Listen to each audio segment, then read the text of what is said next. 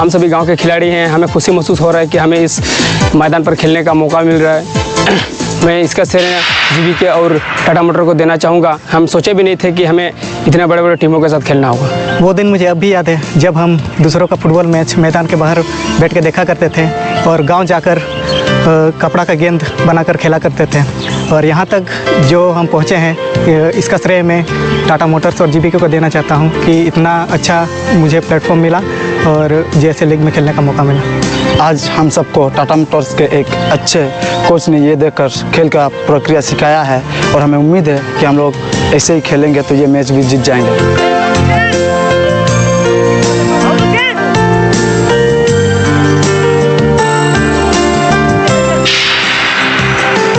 मेरा नाम पैका हो, मैं टाटा मोटर्स में कार्यरत हूँ। मुझे जब ये अपॉर्चुनिटी मिला कि इस टीम को बच्चे लोगों को सिखाने के लिए जो कि गांव में रूरल जगह से आए हुए हैं, इस बच्चों को सिखाने में हमें बहुत मेहनत करना पड़ा और आज जो इस मुकाम में पहुंचा है बच्चे लोग, तो उसका अपना से मेहनत है और मेरा अपना लगन है। मुझे इस बात की खुशी है कि टाटा मोटर्स ने इस अपॉर्चुनिटी के लिए मुझे चुना है।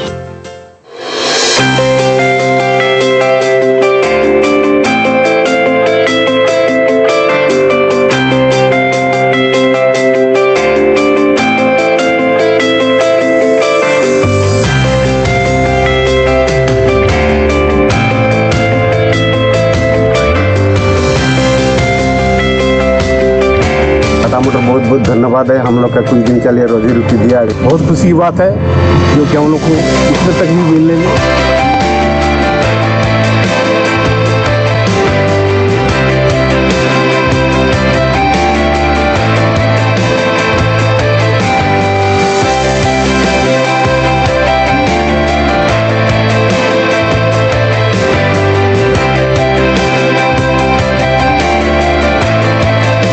इंडिया का ड्राइवर हूँ और मैंने रांची से लोड किया था 21 तारीख को और 22 को कर्फ्यू था।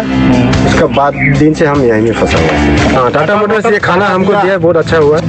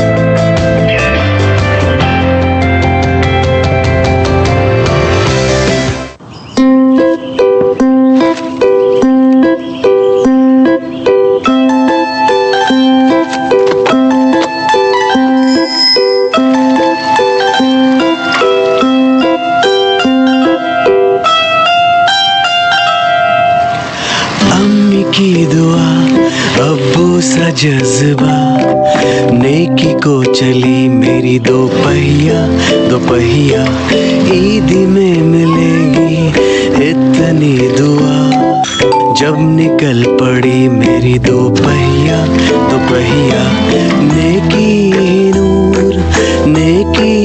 नूर अब्बू की छपहिया करेगी गुरूर नेकी नूर कर दे ये गहरे कोहरों को दूर। हमेशा मास्क पहनते हो ना? हर समय पहनता हूँ, आप फिक्र ना करें। आदिल बेटा, अब्बू का फोन है, जल्दी आ। आया अम्मी। आदिल, क्या कर रहे थे आप? मैं आपकी तरह लोगों का बोझ हल्का कर रहा था। मतलब? जहाँ कोई नहीं जाता आप वहाँ जरूरी सामान लेके जाते हो। इसलिए इस रमजान मैंने सोचा कि मैं भी जो लोग कहीं बाहर न जा पाए उनका सामान उनके घर पहुँचा के उनका बोझ हल्का कर दूं। बहुत खूब आदिल, बहुत खूब। चाहिए, बहुत काम होगा ना?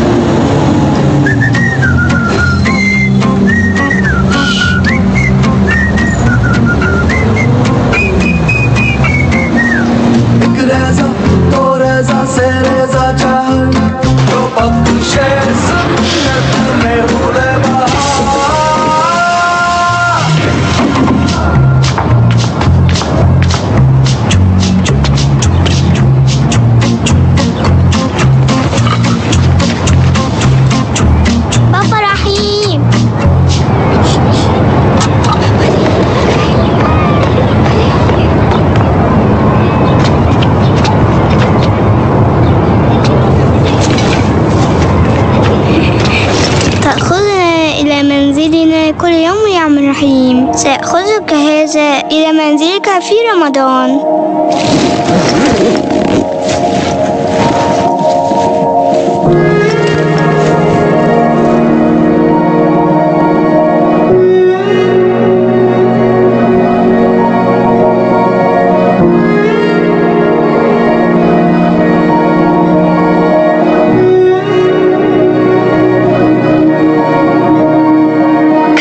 कतराने की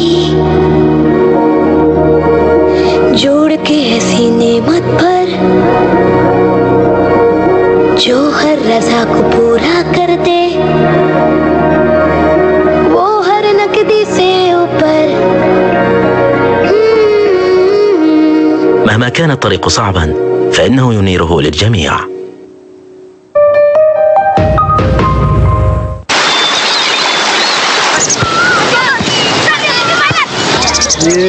मेरो फोन आयो है त म भन हुन्छ हुन्छ हेलो हेलो म मुलकोटबाट बोलिरहेको छु ए चाँडै आउनुहोस् है त ल हस् धन्यवाद है त रमाया रमाया काठमाडौँबाट आइसक्यो रे है काठमाडौँ आइसक्यो मैले सधैँ आफ्नो बाटो आफै नै चुनेको छु, चाहे त्यो जति नै कठिन किन नहोस्। नेपालमा हरेक मोडहरूमा चुनौतीहरू छन्। आज पनि यहाँ सानाभन्दा साना आवश्यकताहरूको लागि लामो यात्रा गर्नुपर्दछ।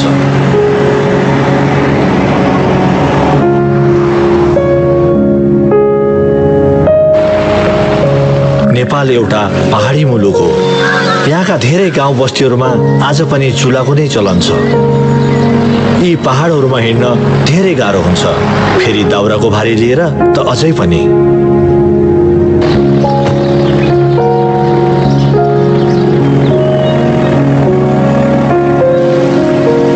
आज म एउटा खास भारी लिएर जाँदैछु।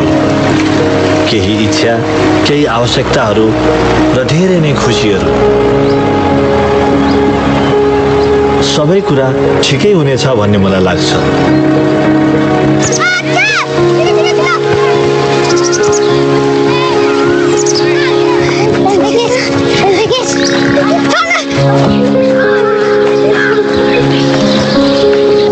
आज 36 वर्ष भयो नेपाल ग्यासमा म एप्रेन्टिसबाट म्यानेजर बनिसकेको छु।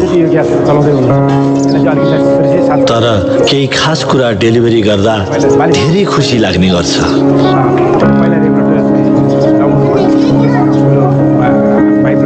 र त्यो दिन आज हो।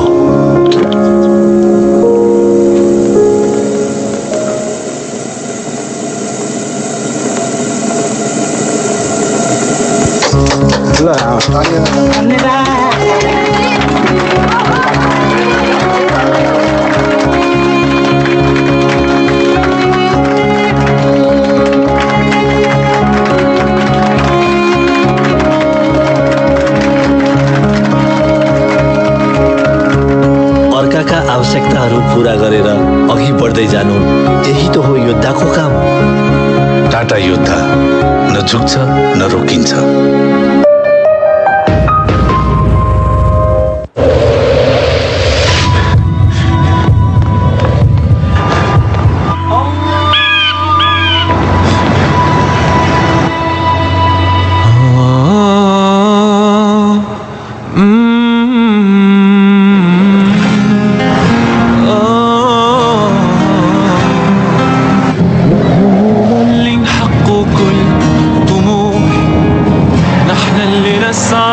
رجال القوة والمجد، احنا السواق متاع بلادنا، نحنا هما القويين، احنا السواق متاع بلادنا، نحنا هما القويين.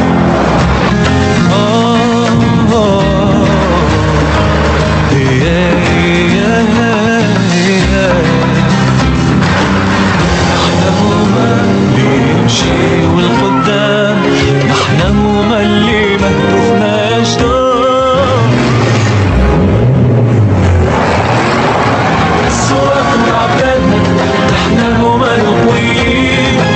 السواق متاع بلادنا،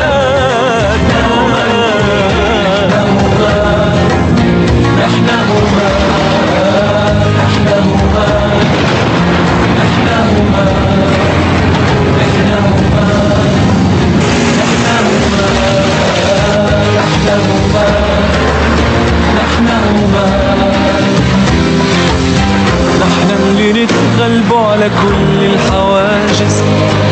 نحن هم اللي نتحدوا كل حدود. نحن السواق قطع بلاد، نحن هم القويين. نحن السواق قطع بلاد،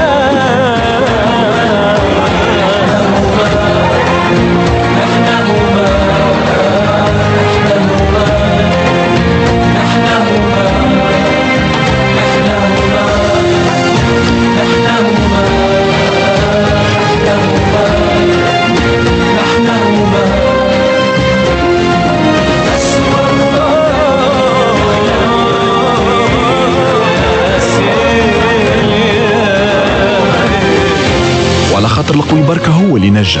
نقدموا لكم تاتا كزانون الجديدة بالكل.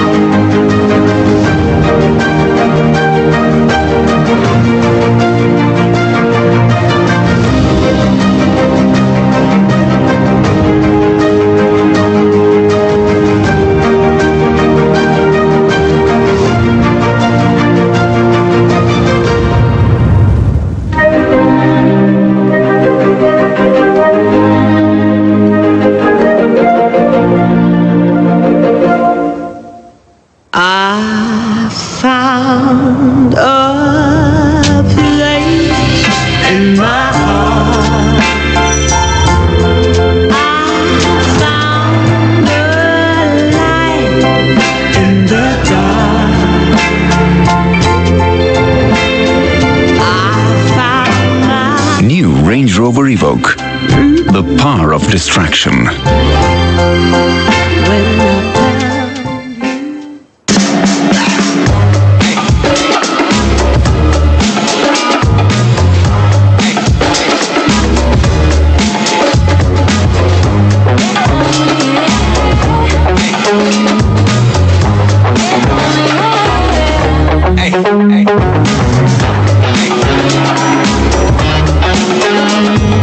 Range Rover Evoque, the power of distraction. 50 years of all-terrain. 50 years of brawn and brain. 50 years of breaking rules. 50 years of keep your cool. 50 years of uphill climbs. 50 years of happy times. 50 years of holding court. 50 years of extreme sport. 50 years of rough with smooth. 50 years, one in the Louvre. 50 years of expedition. 50 years high definition. 50 years of undeterred. 50 years of shaken, not stirred. 50 years of mud and glory. 50 years, one great story.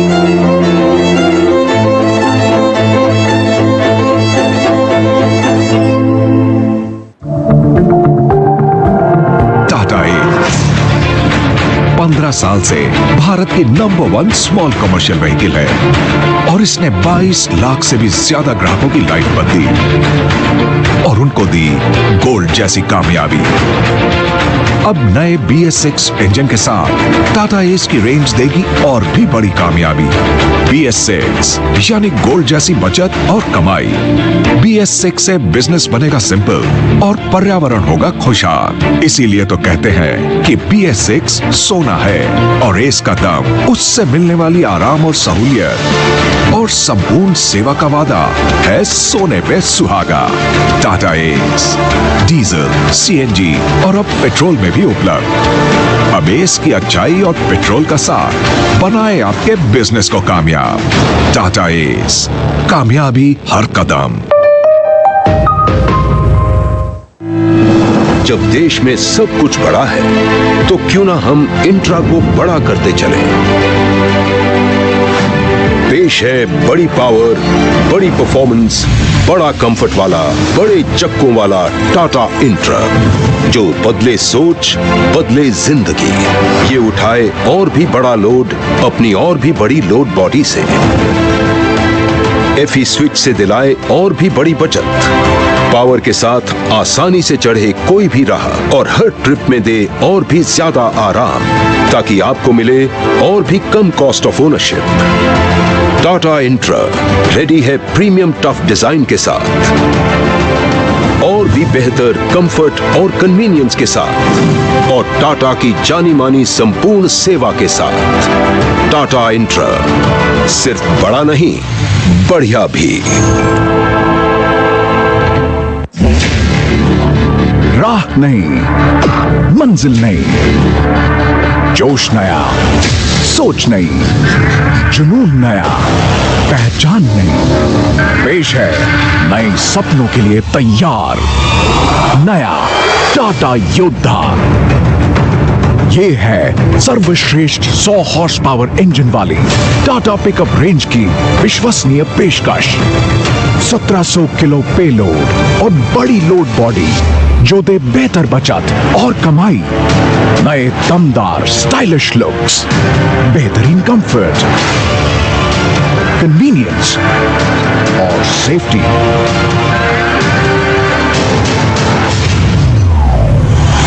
नया टाटा योद्धा।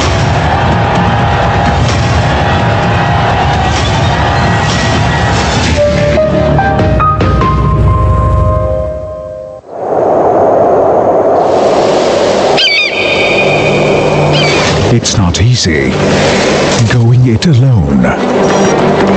It's not easy pushing your limits. It's not easy reaching the finishing line on time. A winner gets his game in top gear, never losing the momentum. The same is true for business, where a steady and fast pace ensures you reach the profit line while exceeding customer expectations. Tata Motors understands this well and created a product that empowers you in your business to go that extra mile. Introducing the T16 Ultra Truck Sleeper Cabin. Especially designed to travel the long hauls. Enabled with features to go longer, faster, smarter, and safer. Ensuring the goods reach their destination always on time. With automated manual transmission for easy driving. A super cabin for driver comfort, which has the options of air conditioning and heating. And additional features like a USB port for quick charging. Our world-class telematics system, which monitors the vehicle's health. Superior industry-leading mileage that provides super fleet profitability. Tubeless radial tires for added mileage and safety. All this while the driver has a comfortable drive. Even the second driver can rest comfortably in the sleeper and take over afresh. Up to the running time doubly. Your business can now run non-stop. Best suited for long runs across the country, the cross country ICV that delivers profitable business results and customer comfort. It's the T16 Ultra Sleeper.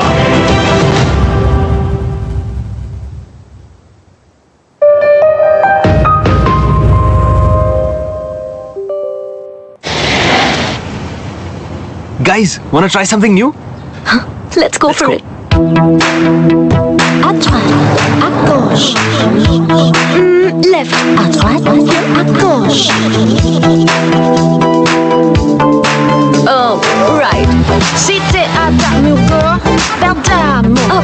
Left. C'est ma porte gauche, allez avec ma droite.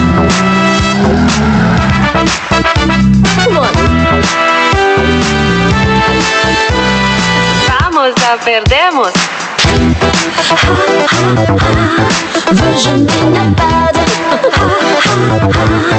quelle une marotte. Veux je n'ai pas de na na na na na na. Guys, dessert? The all-new Tiago. It's seriously fun.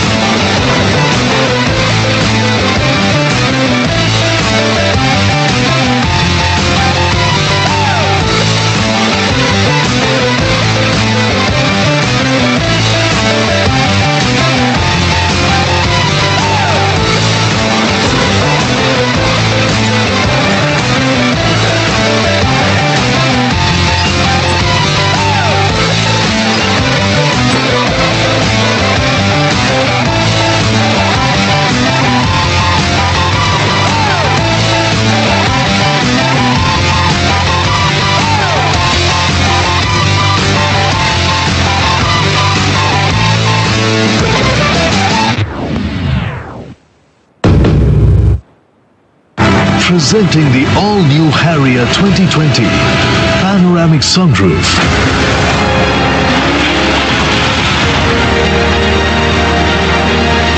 6-speed automatic transmission, 170 PS Cryotech diesel engine. Experience the thrill of power and the comfort of automatic. Harrier 2020. Test drive now. The gold standard is more than a benchmark.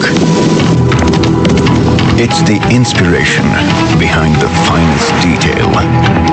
Performance that keeps raising the bar. Safety that's nothing short of 5 stars.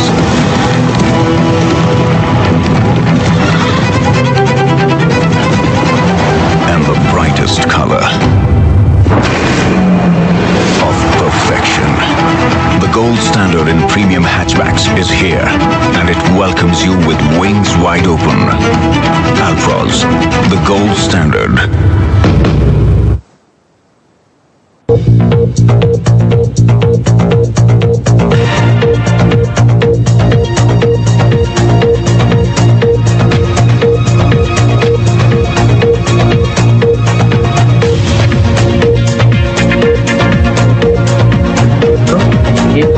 ये विविध Tata Motors कौन सा number है 1 Tata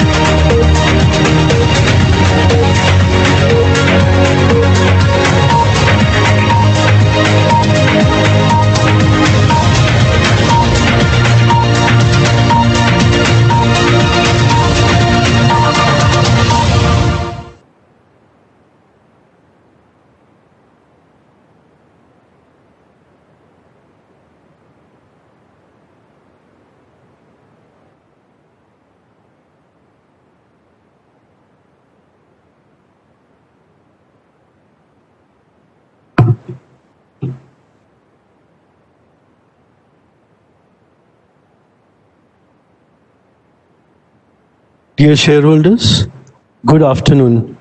My name is Hoshang Setna, Company Secretary, and I'm very pleased to welcome you to the 75th Annual General Meeting of Tata Motors Limited, held through video conferencing. I would like to take you through certain key points for participation at this meeting. The facility of joining the AGM through video conference or other audiovisual means is being made available for members on a first-come, first-served basis. All members who have joined this meeting are by default placed on mute mode by the host to avoid any disturbance arising from background noise and ensure smooth and seamless conduct of the meeting. Once the Q&A session starts, the chairman will announce the names of the shareholders who have registered as a speaker shareholder one by one. Only the audio of the speaker shareholder will thereafter be unmuted by the host. To start speaking, the shareholder is requested to click the video on button only once and wait till the video is on. If the shareholder is not able to join through video for any reason, the shareholder can speak through the audio mode. While speaking, we would request the speaker to use the earphones so that she is audible, minimize any noise in the background, ensure that Wi-Fi is not connected to any other device, no other background applications are running, and there is proper lighting to have a good video and audio experience. If there's a connectivity problem on the speaker shareholder's end, we would ask the next speaker to join. Once the connectivity improves, the speaker shareholder may be called again to speak after the other shareholders who have registered complete their turn. In the interest of all shareholders joining this meeting, we would like to request the shareholder to limit their speech to 3 minutes and not repeat matters already covered by previous speakers. During the meeting, if a member faces any technical issues, she may contact the helpline number mentioned in the notice of the AGM. Thank you. I now hand over the mic to the chairman to continue the proceedings of the meeting. Thank you, Hoshang. Dear shareholders, ladies and gentlemen, good afternoon. It's a pleasure to be with you today for the 75th Annual General Meeting of Tata Motors. As the requisite quorum is present, I now call the meeting to order.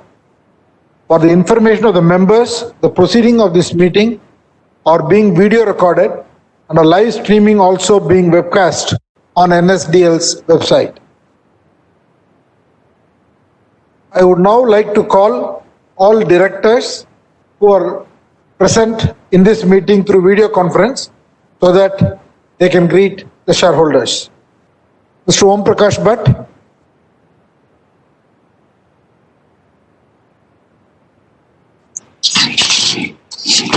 Good afternoon, everyone. I am O.P. Bhatt, attending the 75th Annual General Meeting of Tata Motors from my residence in Mumbai. I am also the Chairman of the Nomination and Remuneration Committee. Thank you. Hane Sorensen.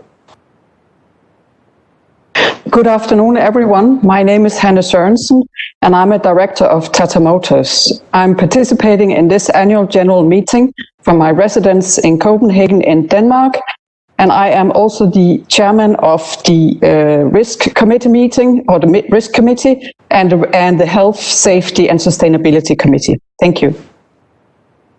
Vedika Bandarkar. Good afternoon, shareholders. It's my pleasure to attend this annual general meeting of Tata Motors from my residence in Mumbai. I'm an independent director of Tata Motors, and I'm also the chairperson of the audit committee as well as of the stakeholder relationship committee. Thank you. Dr. Ralph Smith.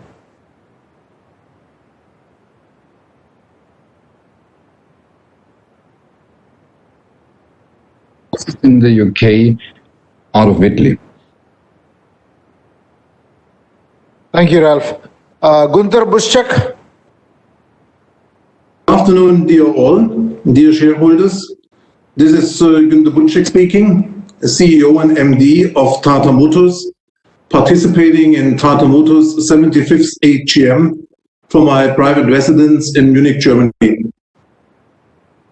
With me, present here in Bombay House, our PB Balaji, the CFO, and Hoshang Setna, the company secretary. The representatives of the statutory auditors and the secretarial auditors are also attending this meeting. I now thank all the members for joining this meeting. I hope for those of you watching, your families are safe and in good health. In view of the continuing COVID-19 pandemic, lockdown and social distancing norms, we are for the first time holding this AGM through video conferencing or other audiovisual means in compliance with the directions of the Ministry of Corporate Affairs. The company has taken all the requisite steps to enable members to participate and vote on the items being considered at this AGM. The company has received 12 authorized representations from holders of 163 crore 3,24,243 ordinary shares and 2 crore 72 lakhs 14,068 A ordinary shares, which aggregate to 45.32% and 0.75% of the ordinary shares and A ordinary share paid up capital respectively. This amounts to 52.01% of the total voting rights. Since there is no physical attendance of members, the requirement of appointing proxies is not applicable. The register as required for the company 2013 and the documents that are required to be kept open in terms of the resolutions provided in the AGM notice are open for inspection. With your permission, I take the notice of the meeting and the auditor's report as read. Today we also have with us the company's workers' union representatives from the Tata Motors Employees Union Pune, Sachin Langade, President, Ashok Mane, Working President, Santosh Dalvi, General Secretary, and Abid Ali Saeed, Treasurer. For the Tata Motors Employee Association in Mumbai, Mr. Joseph Lopes, President, and Somesh Ghosh, General Secretary, are present. We value their partnership and relationship and appreciate their contribution in maintaining industrial harmony. Thank you all for taking the time to join this meeting. Dear shareholders, it is my pleasure and privilege to speak to you on this 75th AGM of your company. First and foremost, I once again hope that you are all safe and in good health. I would like to take this opportunity to share a few thoughts on the state of the economy, implications for our business, the key initiatives we are undertaking, and our outlook for Tata Motors. From a macro environment perspective, the global auto industry has grappled with multiple issues during the past 12 months. Mounting trade tensions, muted global growth, and enhanced regulatory norms have changed the business environment in which we operate. Next came the onset of the COVID-19 pandemic in the final quarter of the year, which has ushered in a new reality for industries across the world. The Indian auto industry also faced an unprecedented year, marked by significant headwinds. Domestic auto sales declined by 18% year-on-year in FY20, the lowest print since the data series was introduced in 2001. Alongside a broad economic slowdown, regulatory changes, including changed axle load norms and the migration to BS6 emission standards, fueled uncertainty for both consumers and suppliers. These challenges were further exacerbated in the final quarter of the year by the country's strict lockdown measures in response to the pandemic. Over the past 2 financial years, Tata Motors focused on refreshing its portfolio, improving structural efficiencies, and streamlining internal processes. In doing so, TML turned a corner last year and delivered improved market shares, profitability, and positive free cash flows. However, in FY20, this turnaround journey has been interrupted as demand deteriorated sharply. TML consolidated revenues stood at 2,61,038 crores with a PBT loss of 10,580 crores. TML standalone delivered revenues of 43,928 crores with a PBT loss of 7,127 crores. During the year, TML successfully transitioned its entire product range to BS6 emission norms with historically low levels of system inventory. Coming to Jaguar Land Rover, ongoing trade conflicts and the COVID-19 pandemic adversely impacted JLR vehicle sales in FY20, which contracted by 12% year-on-year. A significant part of the volume decline occurred in the fourth quarter of FY20. JLR delivered revenues of 23 billion with a PBT loss of 393 million pounds. JLR undertook a host of structural initiatives to drive efficiencies so that despite the decrease in volumes, the business improved its profitability during the year and reduced its cash outflows compared with the previous years. Our turnaround program in China resulted in 6 months of continued double-digit growth on a year-on-year basis. JLR continues to develop award-winning products that combine outstanding performance and technology. This year, JLR refreshed the Land Rover Discovery Sport and Jaguar F-Type and Jaguar XE and all the new Land Rover Defender. The all-electric Jaguar I-Pace won the prestigious Golden Steering Wheel Award this past November. So in terms of path ahead, I would like to talk to you about 5 different dimensions. 1. Deleveraging. Currently, the TML group has a net automotive debt of 48,000 crore and we are deleveraging this business substantially. We have set a target for the TML group to significantly bring down the debt and come to near zero debt levels in the next 3 years. Towards this, we have already taken steps and have a target for TML group to generate positive free cash flows from FY22 onwards. Overall, investments of the group have reduced by close to 50% this fiscal and we will continue to manage this very tightly going forward. The TML group will also look to unlock any non-core investments that we have. Second, sharpening the brand portfolio. In Jaguar and Land Rover, between the two, we have the 2 most iconic brands. Our products are aspirational, exquisite in design, exciting for the consumer, and are continuously winning the most coveted awards. We are fully committed to both these brands. We will look to sharpen the product portfolio in JLR and continue to invest in new disruptive areas to define the future.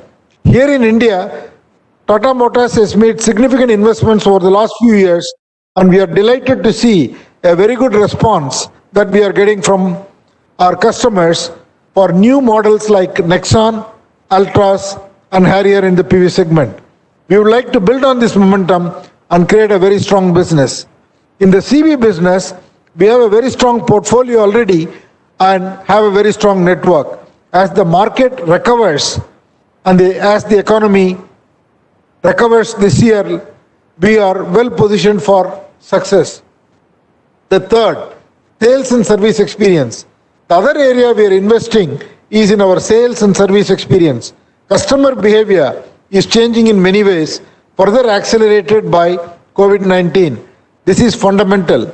From consumers demanding more integrated digital experiences to prioritizing health and safety features across purchasing decisions. TML and JLR endeavor to lead in this space by harnessing digital technologies, and to advance this journey, TML will leverage the full capabilities that are with the Tata Group. Fourth, sustainable mobility. With the launch of Tata Universe, we have an entire electric mobility ecosystem from charging infrastructure, battery cells, battery packs, and electric motors to financing, customized for the needs of electric vehicle ownership. Anchoring the ecosystem will be electric vehicles that are aspirational, practical, and affordable. Tata Motors has launched Tigor EV and Nexon EV during the year. We are committed to the EV revolution in India, and we will continue to expand both our product as well as the network and ecosystem footprint. Next, talent. We are transforming our culture to one that not just adapts but thrives in an environment of fast-paced disruption. We will work with our talented people to help them make this transition, train for future skills, and where required, infuse fresh talent from outside to help us make this journey. Before I conclude, I would also like to take this opportunity to thank Dr. Ralph Speth, who retires in September, for a decade of outstanding vision and leadership at Jaguar Land Rover. I am also delighted to welcome Mr. Thierry Belleau, who has joined us to lead Jaguar Land Rover from September. Dear shareholders, I am both convinced and committed to a great future of Tata Motors. The company is working diligently and with agility to transform towards a future that is strong, sustainable, and financially rewarding. I take this opportunity to thank the management and staff of the company, and also thank you, all shareholders, for your continued faith, support, and to make Tata Motor Group exciting in the future. Thank you so much. Now I will request Mr. Balaji to make a presentation.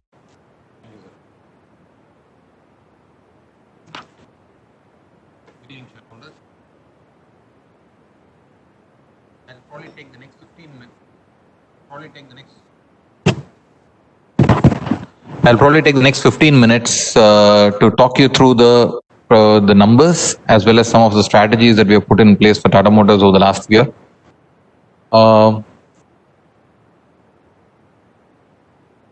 Give me a minute. Can you have the next slide, please?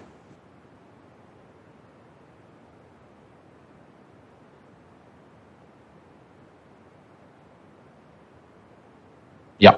So last year was an equally exciting year in terms of product launches. And in India, the big one was the migration to BS6 and the launch of the new Forever range of passenger vehicles. The impact of that you're seeing at this point in time. Additionally, we also launched the electric Nexon with the new Ziptron technology, which is a big call out in the press as well. And we have sold 1,000th vehicle just now. Additionally, we had the promoter stepping in, Tata Sons stepping in with equity support to deleverage this business as well. Similarly, action was heavy in JLR as well, where the new Disco Sport was launched in China. And probably the most exciting launch of the automotive world this year happened with the deliveries of the new Defender, as well as electric versions were introduced in Evoque and Discovery as well. So, and we also announced a partnership with BMW on the collaboration for the new electric drive units. So, in terms of action, sorry, apologies. Numbers wise, last year was, as the chairman just called out, was a challenging year with the global wholesales down almost 23% and revenue down 14% because of that. Because of that, such a significant drop in volumes, we had a negative operating leverage coming through in the business, and therefore the EBITDA margins went down by 50 bips to 8.4%. Overall PBT loss was a 10,580 crore loss. Before exceptional items, it was 7,700 crores. Free cash flow was negative at 9,200 crores. If I were to tease out the reasons for that, we had a favorable China recovery as well as mix coming in our favor. That was offset big time by the impact of COVID-19, as well as the decline in medium and heavy commercial vehicle sales in India, and the significant inventory reduction that we had to do in India. So that was a story in a slide. And if I look at what are the corporate actions that we did against it, the big one is an explicit show of support from the Tata Sons, the promoter, to confirm that Tata Motors Group is a flagship of the Tatas and enjoys full promoter support. Second was a call out with the chairman just amplified it in terms of action to significantly deleverage the Tata Motors Group. And third is a call out that JLR will become sustainably cash positive from FY22 onwards while becoming future ready. These are the three corporate call outs that we did. Additional one in terms of update against that, we said Charge Plus coming to Jaguar Land Rover. The Charge Plus target, which has delivered exceptionally well for us, is now being stepped up further to £6 billion over a 2.5 year period. Capex for the current year is being pruned significantly to £2.5 billion. And free cash flows, we are now confirming JLR will be free cash flow positive from FY22 onwards. In fact, from the coming quarter onwards, they'll be cash positive. On the India business side, thanks to the challenges that we had on COVID, a significant cost and cash out plan being put in place to deliver 6,000 crores of savings this year itself. Capex is being cut from 4,500 crores to more like 1,500 crores. And we will be positive from this year onwards, despite all the COVID. So you will well appreciate the magnitude of actions that are currently underway to manage the challenge that we are facing because of COVID. Additionally, on the India business, the PV business is being subsidiarized into a new legal entity so that we are able to drive long-term value creation in that business.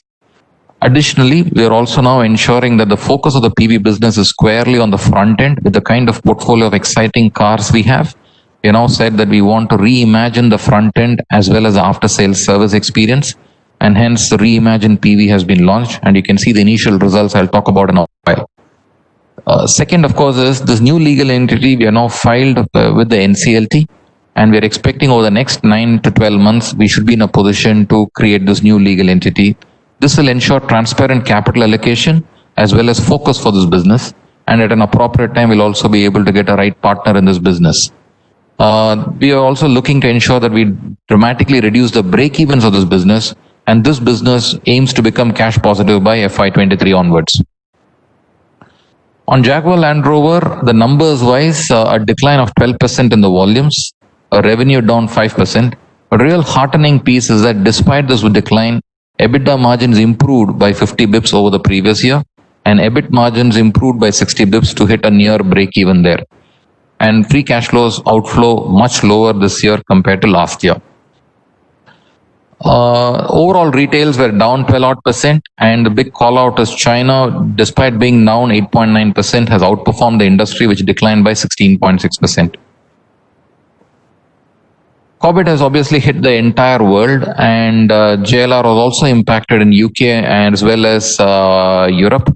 And the business has been working extensively with the community to ensure that we support the communities in which we live. Very similar to the work that's happening in Tata's as well, here as well in India, and just follows the ethos of the business in terms of ensuring that we do our best to help the frontline workers to the best of our abilities. Post the COVID-19 pandemic, of course, slowly things are starting to improve. We are now starting to see production come back, and more than 98% of our retailers are open in JLR, and China and UK retailers are now fully open, and we are now from a logistics supply chain, retail, opening, all of it is under control. Of course, we'll need to see demand continuing to improve as well. And as we are seeing demand pick up, Solihull and Nitra, two of our key plants, are now operating on 2 shifts. The big launch was Defender, and very happy to report that when we closed the last quarter, our order bank is now sitting at over 30,000 vehicles. We have launched in the UK, we have launched in Europe, we have launched in US. A bit of statistics here. This goes into UK after 2015. It goes into US after 1997, and it is going into China for the first time ever. So imagine the kind of possibilities that this particular product has. The reviews have been outstanding, and we are really banking a lot on this particular product to deliver for us. Electrification journey continues, and we will have 1 fully electric vehicle, that is the I-Pace. We'll have 8 plug-in hybrids and 11 MHEVs that will be there by end of FY21. And this plan is on track. Charge Plus, we talked about this particular program of £6 billion of cost and cash savings, of which £2 billion will be cost and profits improvement, and £4 billion will be investment reduction and working capital improvement. This is really ensured that the business is able to navigate the storm. For instance, we are one of the few OEMs in the world today who have not encashed on our revolving credit facilities even in the peak of the COVID pandemic. And we ended the quarter where significant lockdowns were had with a significant amount of liquidity, which is well spread out. So that's really good news for us. On the India business, clearly the numbers were impacted significantly even before COVID came and hit us. And we had a wholesale decline of almost 35%, and revenues were down 37%. And that obviously impacted the EBITDA. Various combination of factors, and what personally all of us within the Tata Motors domestic are quite disappointed is that we had a robust turnaround that was going through 2 years in a row. We generated 2 years of positive free cash flows. We did one of the highest ever profitability in FY19. And that just came to got impacted by the implication, the impact that was happened by COVID-19, as well as prior to that, various regulatory norms that impacted us. So therefore, this is something that we are keen to put it back and get back on track of our turnaround journey. The good piece is on the market shares. The key segments of medium and heavy commercial vehicles and intermediate and light commercial vehicles have really increased their market shares over the last few years, proving that the turnaround is really working. The one area where we are clearly focusing on is to ensure our small commercial vehicles, pickups and buses are the ones that declined in terms of market shares, and we would like to turn around that piece as well. On the passenger vehicle side, we had a smooth run from FY16 onwards, increasing market shares every year. Last year was an aberration in terms of the inventory correction that we had to do in the run-up to BS6, and also had to streamline some of our supply chain. That has now been behind us. And you see the jump up in market shares that we are seeing in the first quarter to 9.5%, which is among the highest numbers we have seen for quite many years. And we intend to continue this way in the coming year as well. Contribution margins are steady, and our intention is to ensure that we get to EBITDA positive as soon as possible in this particular business. On the EV side, Tata Motors EV strategy is aggressive, is proactive, and the plan here is to win proactively. We focus on the fleet segment, the government segment, and the personal segment. Clear market leader by far, where in the fleet segment we have a 56% share, the government segment 53% share, and the personal segment we are running a 43% share. Delighted to report on the 1000th Nexon EV that got produced and handed over to the chairman. And it's something that we are really banking on. This business will disrupt this particular industry.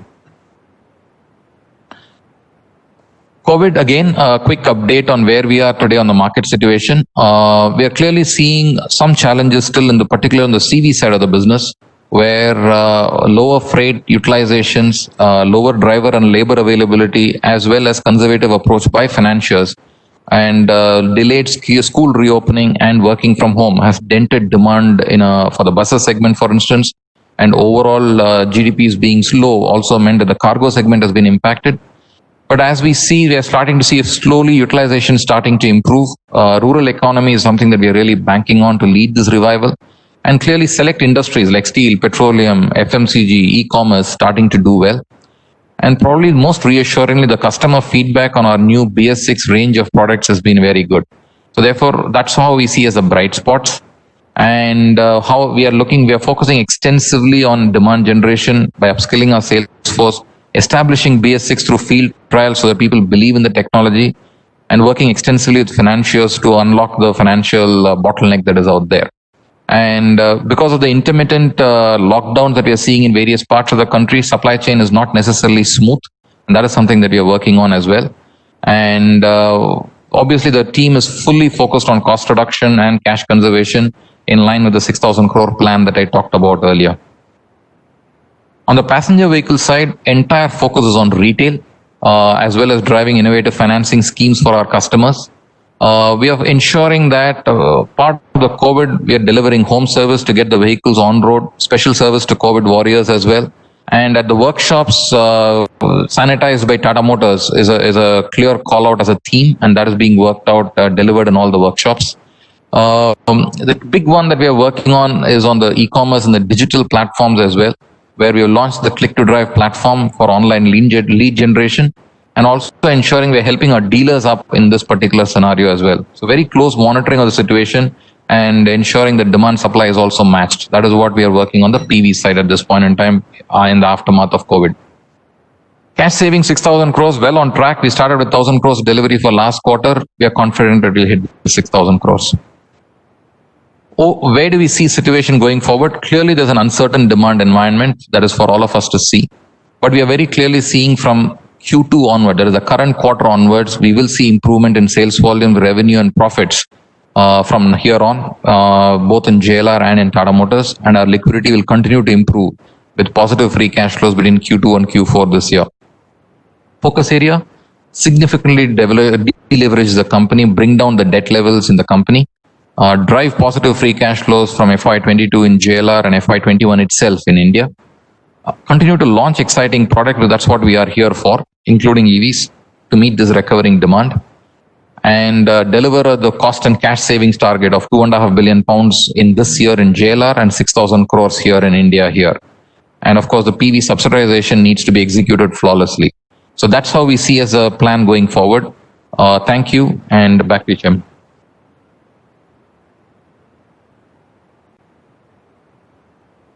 Thank you, Balaji. There are two matters that I would like to draw the attention of the members, which are included in the auditor's report.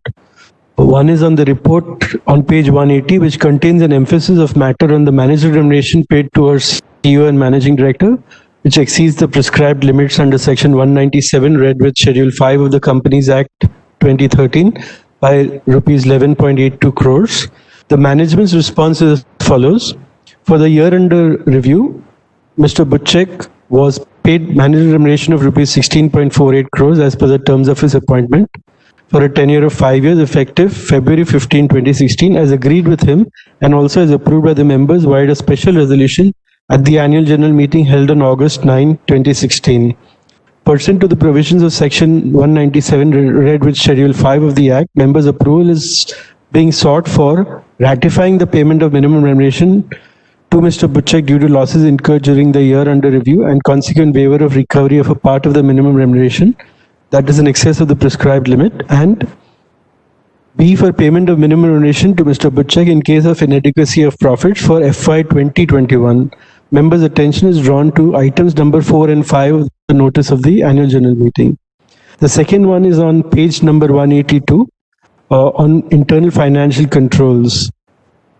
It relates to the preservation of documentary evidence of the input-output parameters used in extracting system-generated reports to validate the controls over the completeness and accuracy of information used in the performance of various process level and management review controls.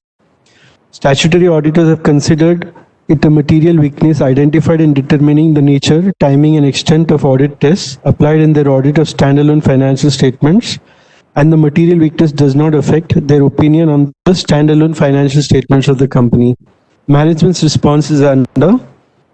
During FY 2019-20, we conducted an assessment of the effectiveness of the internal control over financial reporting and have determined that our internal control over financial reporting as at March 31, 20 is not effective for Tata Motors Limited related to preservation of documentary evidence of the input-output parameters used in extracting system-generated reports to validate the completeness and accuracy of information used in various process level and management review controls.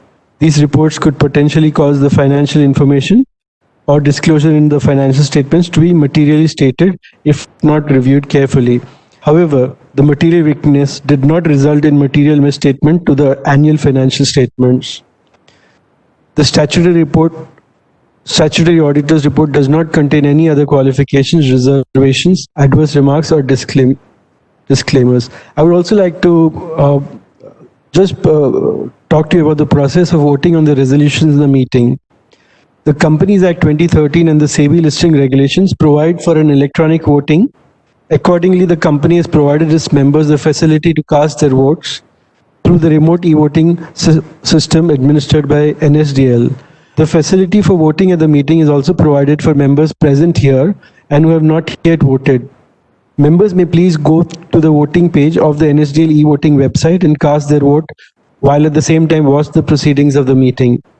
Mr. Parekh, P.N. Parekh, practicing company secretary, has been appointed as scrutinizer by the board of directors to scrutinize the votes cast through remote e-voting at the meeting.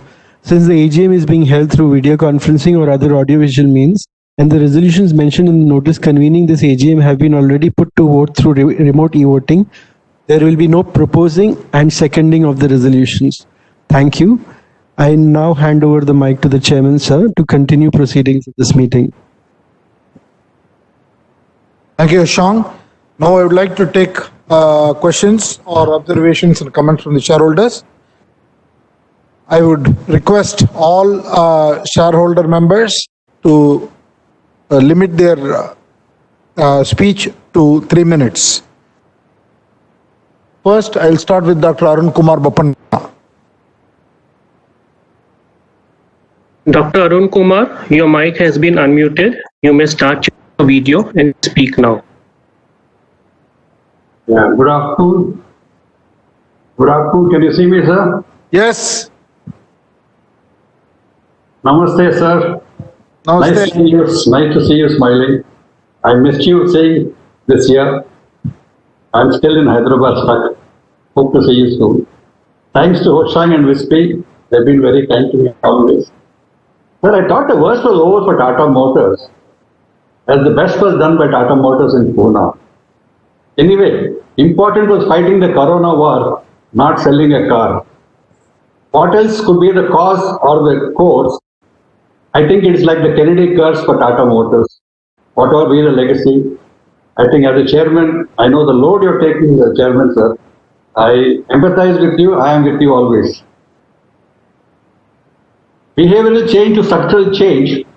Tectonic shifts in auto sector are not staged. Green, smart and intelligent cars, Tata Motors to engage. My questions are not very difficult. The EV charging, are we going to install a Tata Power? What are the new distribution plans and strategies? Digital showrooms, negotiations can happen online. I hope Mike Parekh is upbeat about it. Any collaboration with the company in the startup in the US, NATO, they keep the driver's attention becoming away from distracted. I believe it takes about 6 seconds for a driver to recover their awareness and take back control. Is Tata Motors planning any such collaboration with them? We will share need social distancing and travel by private car becomes a more attractive option. I hope Girish Work creates a new option. Enhanced regulatory norms are fundamentally that is shifting migration to BS6 has been a challenge and has changed the contours of the auto industry. Sir, we will reverse urbanization to smaller towns could generate more employment and more income and sell more cars in the rural area. I think Balaji said we're expecting more from the rural area. I wish you all the best. I understand the average age of buyers of Tata cars now is in par with industry. I feel younger generation, I'm happy younger generation is favorable to buy Tata cars. What are the steps more personal driving focusing on drivability, design and safety? Lastly, sir, Tata Motors for years did strive. Tata Motors should find ways to thrive. Tata Motors is a name of trust. Tata Motors growth should be robust. In conclusion, sir, Isolation and loneliness are like twins. It is when the caterpillar gets his wings.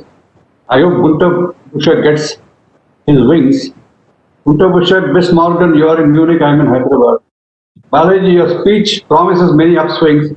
Vanakkam, Balaji. Tata Motors should enter a new brave decade, sir, to rewrite rules of the past decade. And Tata Chairman Chandra to lead the crusade. I wish you all the best. I honestly miss the Tata Group management, sir. I feel very bad. Thank you very much, sir. I wish you all the best. Thank you, Arun. Tamal Kumar Mazumdar.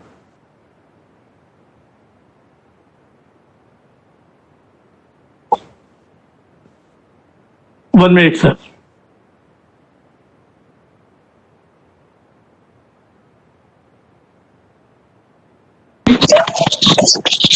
Is it okay?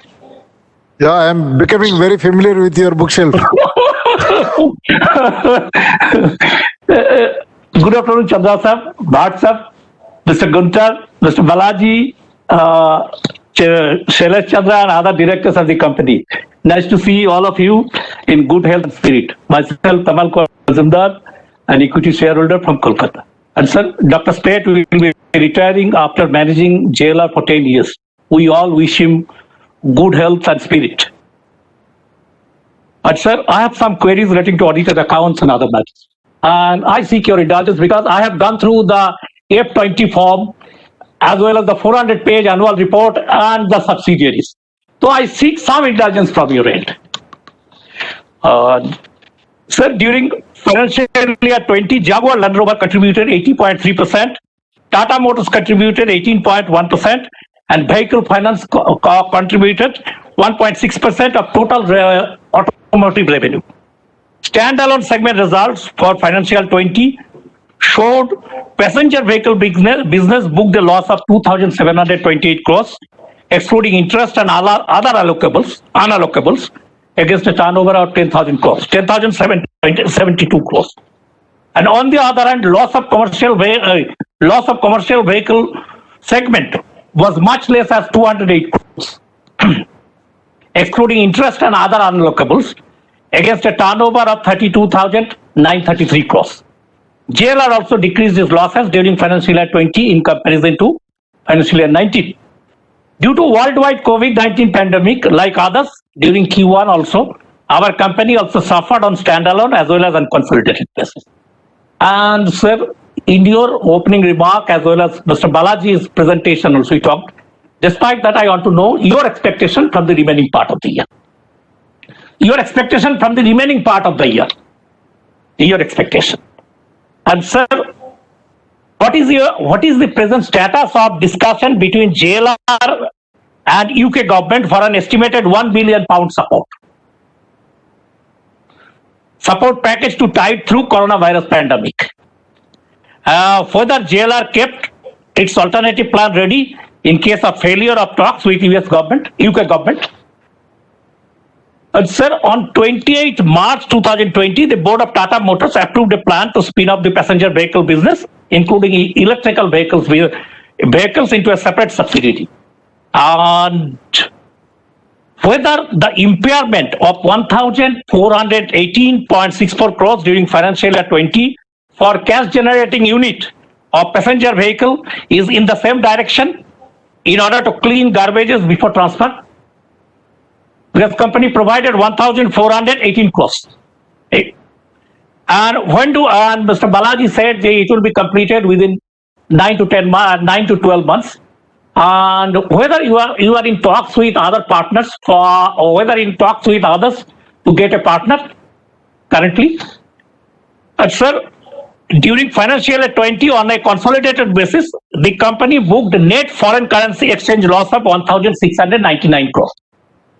It is in page 101 of 20F, filed with the Securities Exchange Commission. And out of 1,699 crores, JLR booked a loss of 1,212 crores. TML and TML Holdings booked rupees 237 crores and 253 crores respectively. Whether the company management has any thinking on complete hedging, considering the huge loss. Sir, JLR invested 1.4 billion euro for a 1,50,000 cars in Nitra, Slovakia.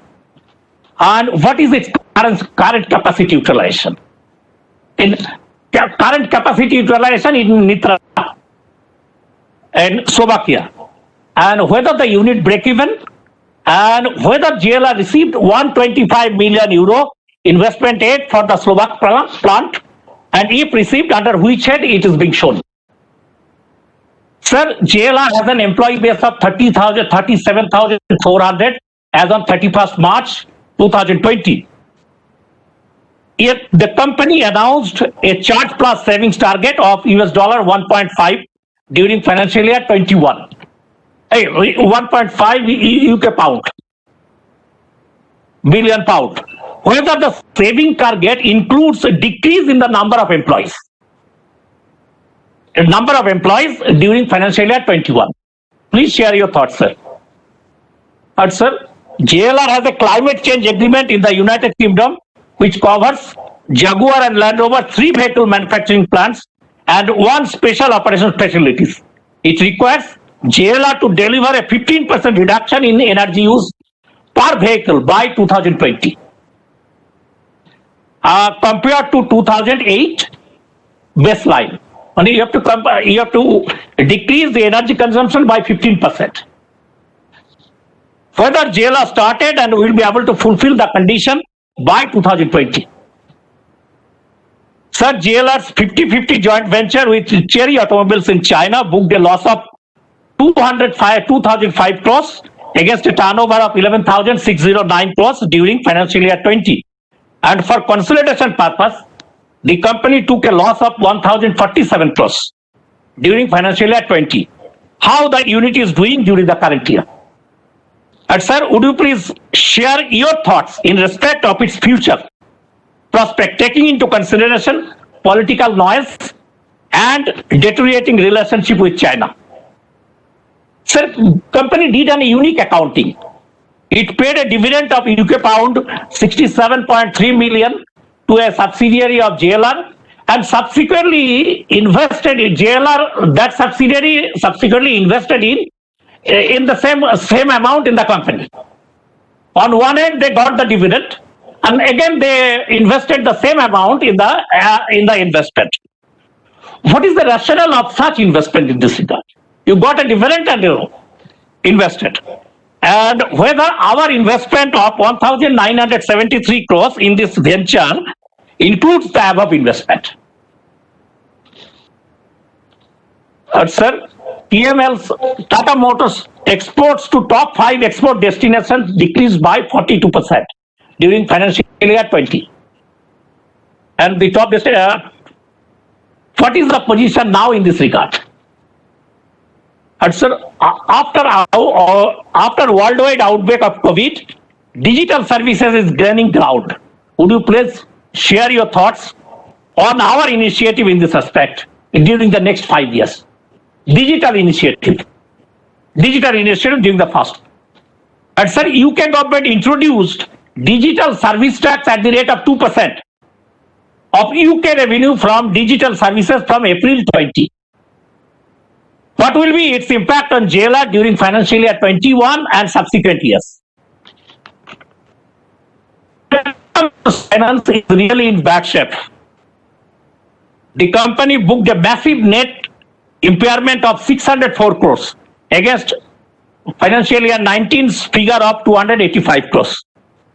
The company booked a PBT of 29 crores after considering balance written back of 33 crores. So there was no profit. After considering balance write back of 33 crores, it booked a profit of 29 crores. What steps the management has taken for its turnaround? And sir, in Tata Technologies, TML's holding is 72.48%. If we consider its buyback price of 748, then value of our investment comes to nearly 2,500 crores. As the company is, and the company wants to decrease its debts, whether our company may go for the monetization of its holding, or it may go for listing in the stock markets in the coming months. And sir, Tata Technologies also, what I noted, there was a buyback of 12,46,655, but cancellation of share was 2,96,164 equity shares. The buyback was 12,46,000, but cancellation was 2,96,000. Sir, Tata Motors allotted 23 crores 13 lakhs warrants to Tata Sons Private Limited in addition to equity allotment, which will be converted into equity shares at a price of 150 within 18 months from 5/12/2019. Sir, when we may expect remaining payment of 2,602 crores on warrants, and what will be Tata Sons stake after its conversion of warrant? And sir, Tata Sons may go for further investment during financial year in Tata Motors due to increased creeping acquisition limit up to 10% via SEBI notification dated 16/6/2020 for the financial year 21 only. So if Tata Sons desires, they may go for more creeping acquisitions. As you are also the chairman of Tata Sons, we want to know your view in this regard. And sir, as regards Singur episode is concerned, sir, Form 20F mentioned that the company filed its claim for compensation before the arbitral tribunal comprising of 2 retired judges of Calcutta High Court. And I want to know what was the claim of the company in this regard, and what is the status of the claim, or what is the status of the arbitration? And sir, Tata Devu Commercial Vehicles booked losses for the last 2 years, and its net retained earnings balance came down to 996 crores as on 31st March 2020, after adjustment of financial year loss of 434 crores. How the unit is doing during the current year? Tata Devu Commercial Vehicles. And our company showed a consolidated projected capital expenditure of 24,900 crores for financial year 21. Another one question, sir. How much they made expenditure up to July 2021? And taking into account COVID-19 scenario, is there any possibility of its decrease in order to conserve cash during financial year 21? And how Fiat Automobile is doing during the current year, where we have an investment of 20,000 crores. And lastly, sir, our company secretary Hosang Shetna and his dedicated team consists of Bispi, Patel, Ketan, and others must be complimented for constantly keeping in touch with shareholders. Bispi kept in touch for nearly daily basis during the last 1 week, requesting us to use voting rights and also required whether we received link for the meeting. Hosang and Bispi are fantastic persons and always available over phone or mails. Thank you, Mr. Chairman, for selecting such a wonderful person to head our company secretarial department. Thank you all for patient hearing. And especially thank you, sir, for giving me a chance to complete my note. Thank you, Tamal. Mr. Adil Irani.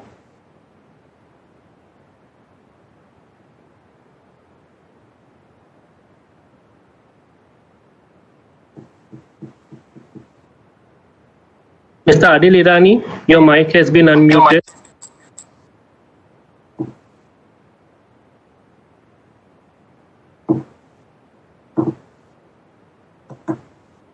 Hi, hello, good afternoon. My dear Chairman, keep smiling. Thank you for allowing me to speak. All stay safe and secure. Necessity is the mother of invention. And care and support to the minority shareholder and channel partners. So, recently during the monsoon, a few days back, a building in which my mother, sister, brother were residing collapsed during the heavy rains. We had to run from pillar to post to Mada office under very difficult and pandemic times. Could you please, Tata Motors, not manufacture, this is what I want to ask you. Please, could not Tata Motors manufacture a vehicle that could serve as an office for the government, and instead of 50 plus residents running to MADA office every now and then, the government vehicle could have come to the site of the collapsed building and help the distressed residents? Or you could have built a camper for the distressed residents. Can you not build campers? Please, may you request your team to contact me and I will give them further details, and I don't want to waste time of our other shareholders. Mr. MD, Mr. Bhunchek, technical person, kindly note. Now further.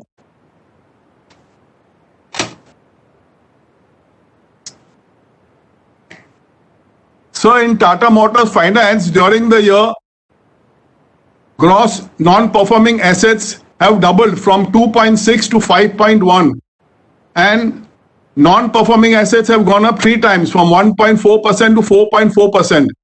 This is a cause for concern. I would like to know what percentage of the loan book has gone under moratorium, sir. Another point, sir, question is, recently we have come across media articles mentioning that the dealers of a company have not received any support from the company. Can you please let us know if you have met them personally to understand their plight? In the past, chairman of a company has always personally met the dealers to understand the issues in the crisis. So one more regarding electric cars, I want to know why the electric cars ordered by the government under FAME scheme were a failure. I understand the electric vehicles developed and the supply partner was a company called Electra EV, a company where Mr. Ratan Tata is a shareholder. This is a related party transaction. I urge you to disclose the details of contract with them, including the amount we have spent. And finally, sir, question to you and the directors. I want to ask whether we have stopped the production of Nano. If so, what are the unabsorbed losses yet to be taken on the books? Sir, one more question from Mr. O.P. Bhatt, independent director.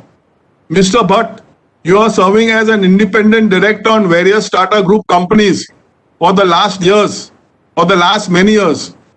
Performance of a company is consistently deteriorating. In financial year 2020, at consolidated level, the company has posted losses of 12,000 crores. Cumulatively, in the last 2 quarters, we have accumulated losses of 18,000 crore rupees. And the gross debt of a company has skyrocketed. Himalayan, right? It has crossed the Himalayan peak and gone on the other sides. Is 1,20,000 crore rupees. Sir, like Tata Steel, our company also has a 3% share in Tata Sons. Valuation of this could easily be in excess of 25,000 crore rupees. Our company hardly gets any dividend out of this huge investment. Neither is the investment good or beneficial to us small shareholders. And I believe, and we believe, that it is time that the company unlocks this value. Today, the value of this holding is nearly 60% of the market capital of our company.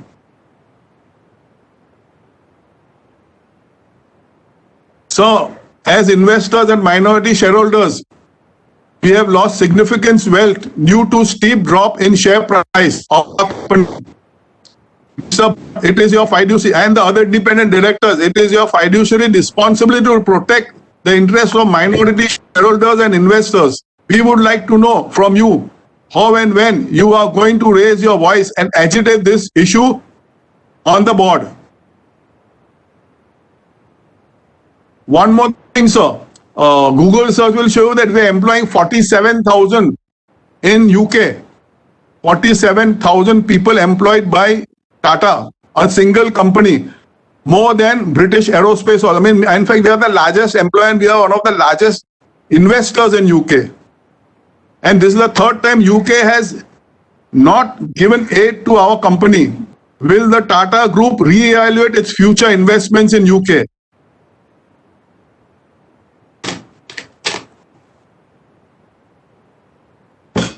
My dear Sir Chairman, this is going to be the last meeting of the season with you. So, before I end, I would like you to inform Mr. Tata that he still owes me his promised rupees 50 lakhs for the loss suffered in Tata Teleservices Maharashtra Limited.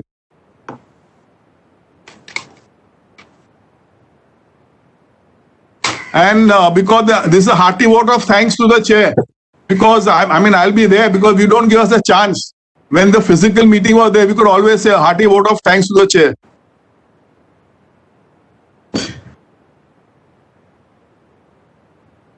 Okay. Thank you, Adil. Next, Ms. Hutokshi Sam Patel.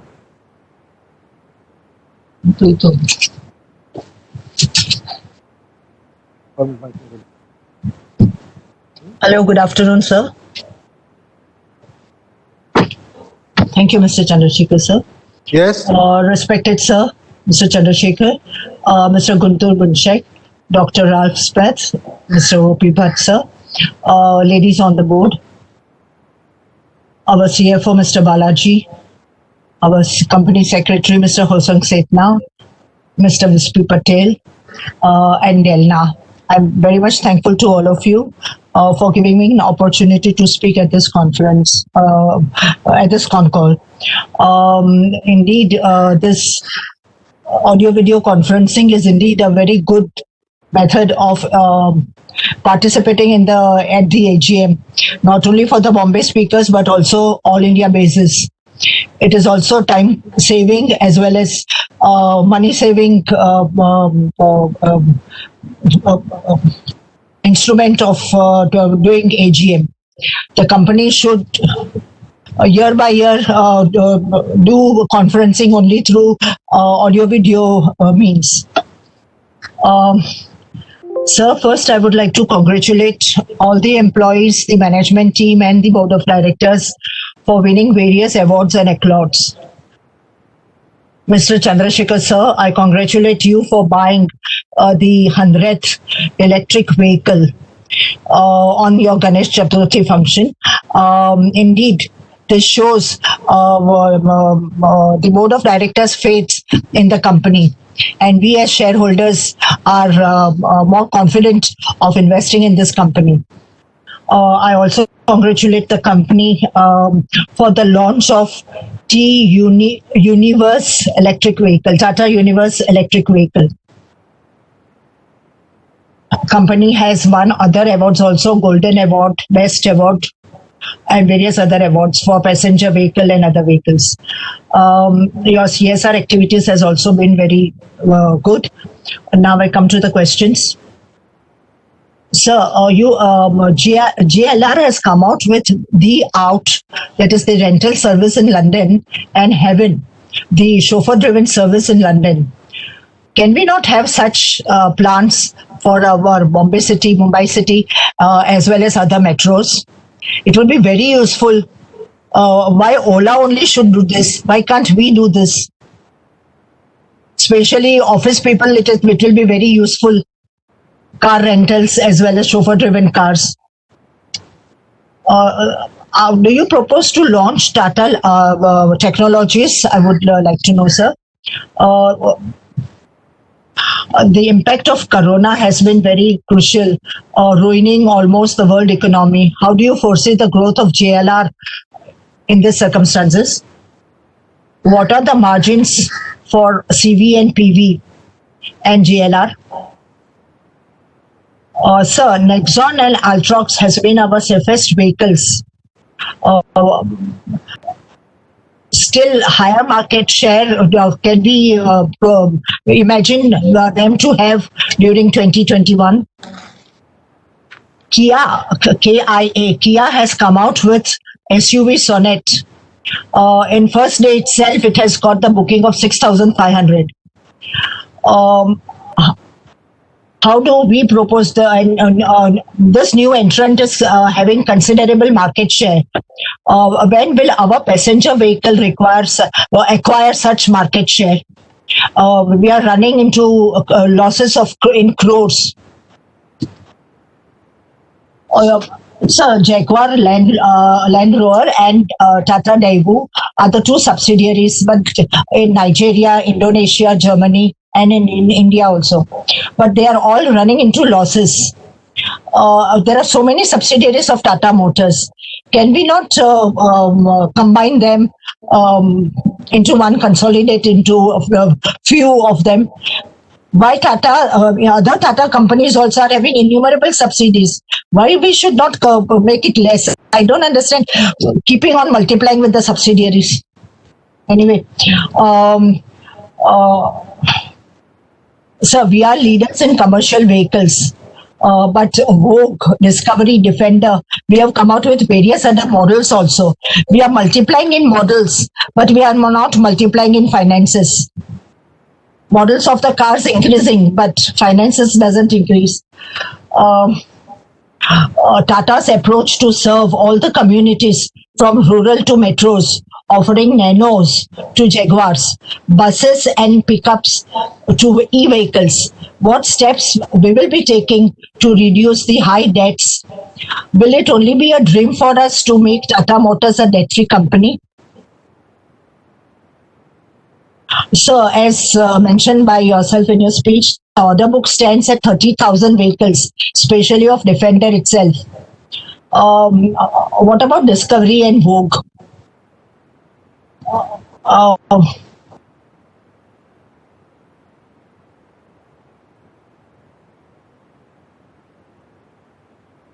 Supply chain has considerably suffered because of this COVID lockdown.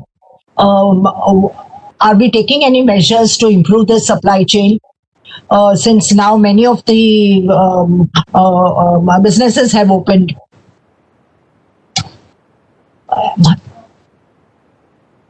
I wish the company all the very best. Mr. Chandrasekhar sir, we have confidence in you. I'm sure you will improve the finances of the Tata Motors. We rely on you. Thank you very much. Thank you, ma'am. Mr. Rohinton Batiwala.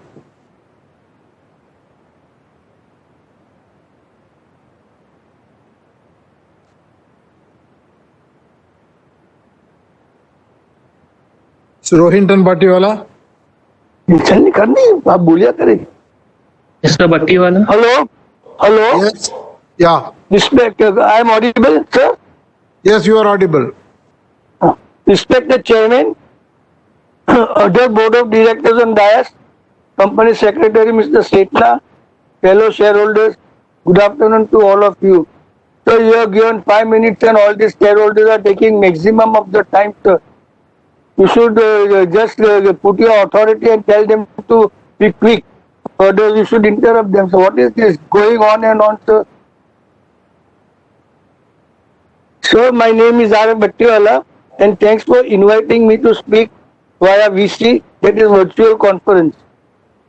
Sir, we are very happy to know that we are on the right course with a focus on long-term value creation towards a sustainable future. Sir, we the shareholders are very much happy that our Tata company is launching the entire electric mobility ecosystem, namely Tata Universe. That is from charging infrastructure, battery cells, battery packs, and electric motors to financing options customized for the needs of electric vehicle ownership. Sir, the board of directors has not recommended dividend, giving the excuse for the losses incurred by the company. So please do not worry about dividend. Next year, I hope we get nice and hefty dividend. Whatever happens, we are not going to leave you at any time. We will stand beside you like the rock of Gibraltar, sir. Don't worry. Sir, we the senior citizens who live on this dividend income after retirement, and due to this pandemic, we are very much hard pressed for the monetary finance. Sir, please see that our face smile next year. Sir, please try and give interim dividend in this financial year. Now, sir, little queries. Sir, what is the roadmap for next 2 to 3 years? And so, what is the capex and R&D program for next year, next financial year? And sir, how do you think you will fund the same? Sir, when do you expect the company to come into dividend paying list? And sir, what is our dividend paying policy? Sir, the company secretary has done a good job by sending annual report on email before time so that we could go through it. Sir, with this, I support all your resolution. Thank you, sir. Jai Hind. Thank you, Mr. Bhattiwala. Mr. Mohit Khanna. Chairman, sir, Mr. Khanna is not logged in. You may proceed with the next speaker, please. Mr. Ajay Gupte.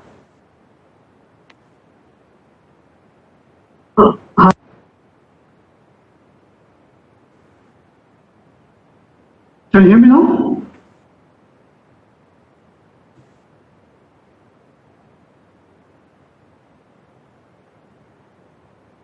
Hi, this is Ajay. Chanda sir, first of all, it's a great pleasure to connect with you and the leadership team. I've been associated with this company for 10 days. It's remarkable to see how from something which is predominantly a heavy vehicles company to a company which actually produces Nexon, Harrier, Altos, and so on and so forth. I've been a shareholder of this company, but at the same time, I've also been a customer of Tata Motors. And at times, I'm also a salesman of Tata Motors by recommending the products to friends and families. I just wanted to share a view and understand your views and strategy around it. My experience, as well as the feedback that I often get, is that we have the best of the machines, some of the best of the cars on the roads and so on. But our customer-facing unit, the sales teams, the dealers, they're all struggling to keep up with the pace. In fact, a friend of mine even said that we feel as if we are being treated like truck drivers. Right? So clearly, there's a need for us to see how we can treat the high-touch, high-fill customers in a very different way. My concern is the best of the machines and the splendid designs can only take us to a particular level. But unless our sales teams are aggressive, but at the same time customer-centric and caring enough, we may not be touching the finishing line.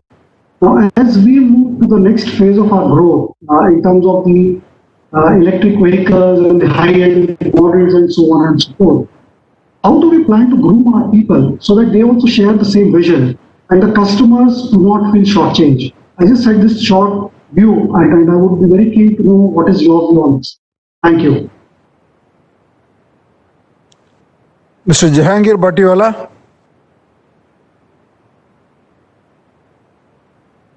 Yes. Hello. Can you hear me, sir? Yeah. Okay. Now, sir, first of all, very good afternoon to you, sir. Honorable Chairman, MD, other distinguished board members, Company Secretary, staff of Tata Motors, fellow shareholders. Good afternoon to all of you. My name is Jahangir. Sir, and it's a pleasure to address this very distinguished August gathering. I hope that everyone in Tata Motors is safe and sound in lieu of the pandemic going on. Due to the current scenario, sir, I feel that the operations of the company would not be comparable, hence it's not wise to speak on the issue. Sir, I hope that you and all our staff and their families are safe, and we would like to know that what steps Tata Motors has taken for their welfare. Sir, after the streamline, now that the operations and everything, all the parameters have been streamlined, what are your thoughts on the future of the company in the next 2 years, sir? Where we would be in terms of sales, in terms of model manufacturing, in terms of models in the market, and robust growth. Sir, there are rumors. There were rumors in the market that Tata Motors is selling of the passenger car division to some Chinese or European buyers, sir. Please clarify, sir. That would be bad news, sir, and that is very bad news for us, sir. Sir, there is a lot of focus on conversion to electric from petrol and diesel. We already have Nexon and some other models. But sir, when will we surge ahead in the sales numbers for Tata Passenger Motors on the whole? What are your thoughts, and how do you plan to increase the sales in India and abroad? The Jaguar Land Rover should put as in on the global map in comparison with giants like BMW, Mercedes, Audi, Toyota, etc. So we should do something to maintain that position in the luxury market. Sir, there are many more to speak, hence let me curtail myself, and I would like to just put forth some queries, like what is the capex and the funding? How you plan to fund the capex, the R&D, and how do you plan to do the funding? Any new how many new cars are in the pipeline to be launched, and when will they be launched? How will they be positioned, and how will the branding go? Please highlight, sir. Sir, I hope we are not using any Chinese products or Chinese technology. Sir, I would please urge you to consider Make in India drive a success, sir. Sir, now that the festive season is on, so compliments to you, the board, and all the staff of Tata Motors, and all the best for the future to come. Thank you, sir. Thank you. Mr. Dhyaneshwar Bhagwat. Chairman, sir, Mr. Bhagwat has not joined. You may proceed with the next speaker, please. Mr. Javeri. Yes, sir, I am speaking. Thank you, respected chairman and my fellow shareholder. Sir, this is the 75th year, Jubilee year. This is a Jubilee year, but Jubilee without dividend. Sir, shareholders are not happy with you. Jubilee dividend, Jubilee year, shareholder normally expect that there will be extra additional Jubilee dividend. Now for the last 3 to 4 years, we are without dividend, sir. This is not good, sir. Sir, Jubilee comes once in lifetime. We are not in position to celebrate a Jubilee in a befitting manner. What do you think, sir? Is it right moment to celebrate or not celebrate? Next Jubilee comes after 25 years. I do not know how many will be present there at the next Jubilee, 100 years, sir. Sir, I would like to know, on your all chassis, Marco Polo, what is there? Marco Polo. You mentioned before Tata, Marco Polo, what is there on the front side of the chassis? So how much royalty you are paying per car, and how much total royalty you are paying to the Marco Polo? For how many years you are still going to use the Marco Polo brand name, sir? Sir, you have incurred, you are paying excess money to the managing director, 11.82 lakhs rupees. This is further, this amount you say company may pay if the shareholder pass a resolution, sir. Sir, you have no money for the shareholder. You have excess money to be given. Now you say this amount exclude performance and long-term incentive. So there will be further burden on the shareholder and on the company. Is it right thing, sir? Is it ethical things? Is it proper and fair things? Not, it is certainly not proper. When the shareholders are suffering for the last 4 years without dividend, this excess payment you are asking us to waive it. This is not proper to waive it. They will not be poorer, but shareholders are becoming poorer and poorer day by day for the last 4 years, sir. Sir, we would like to know, our export to China is affected or not affected, sir?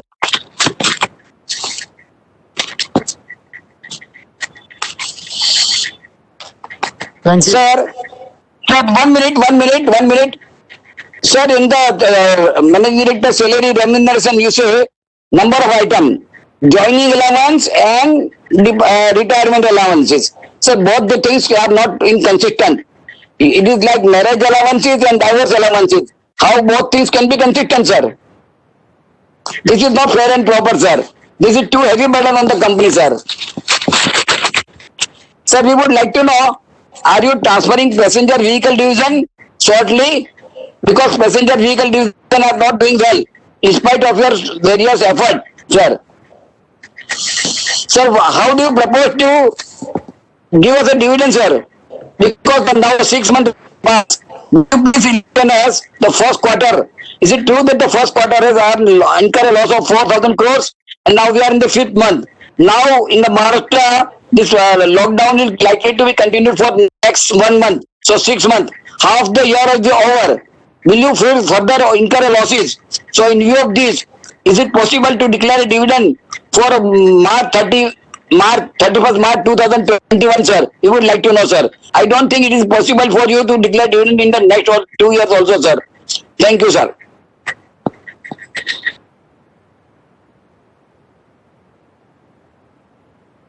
Mr. Shailesh Mahadevia.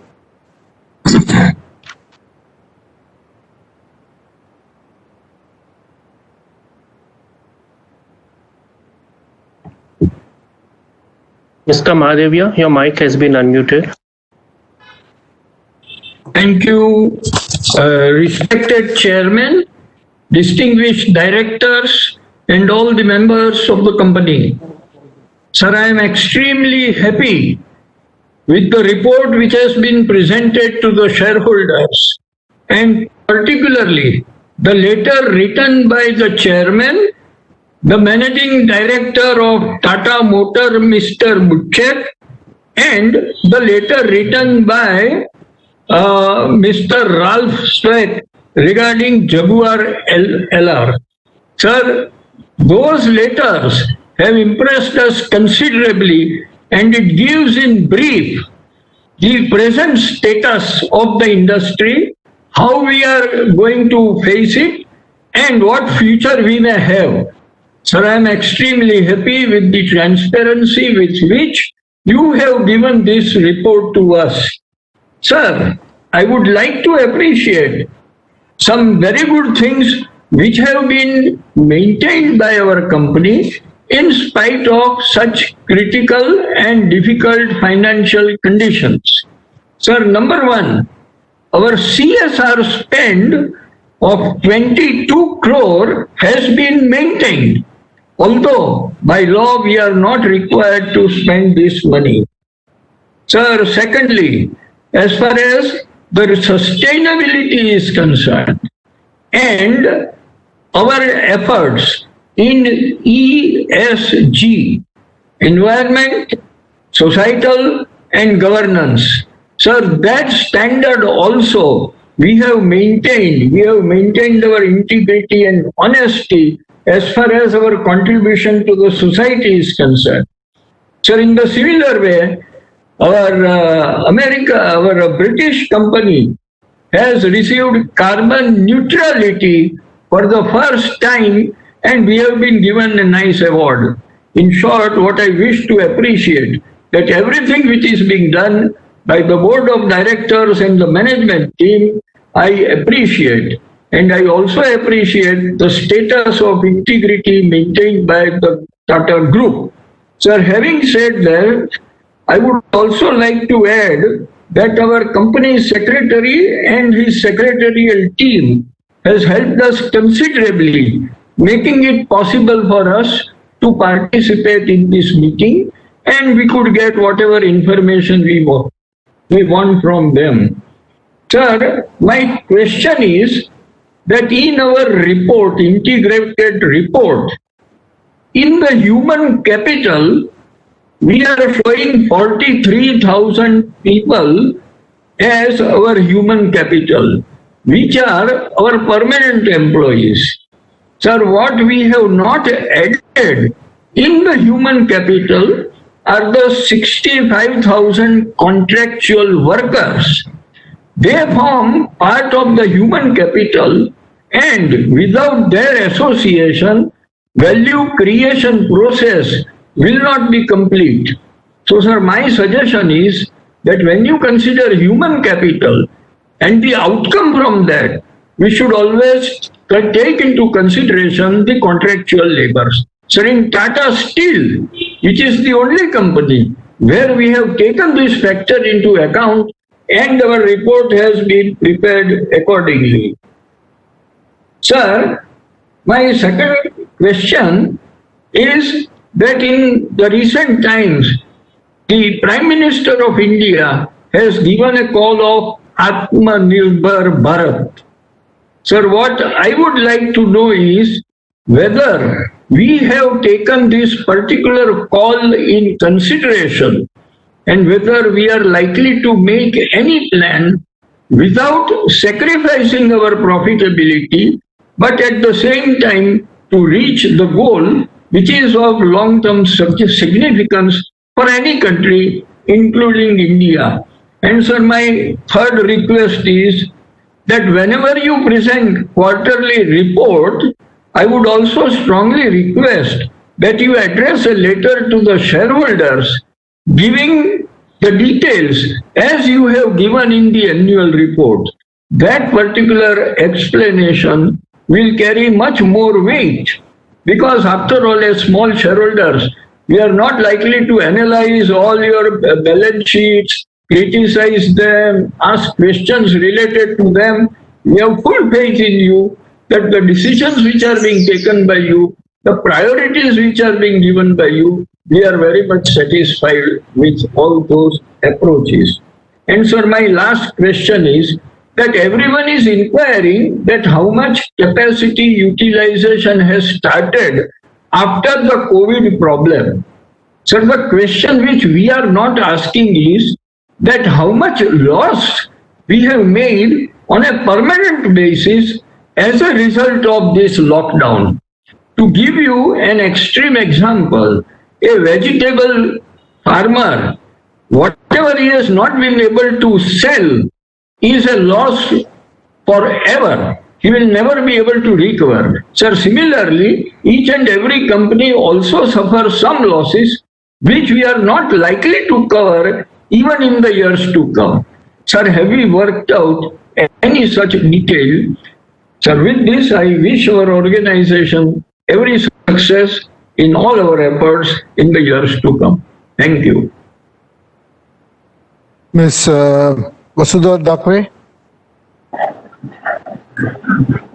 Hello.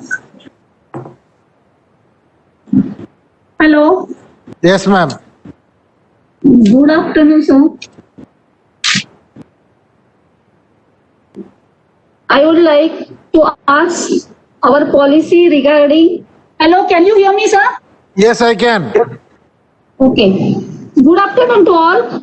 First of all, I congrats to company secretary and his team for sending me a soft copy of the report well in advance, which indicates clear and transparent picture of the company.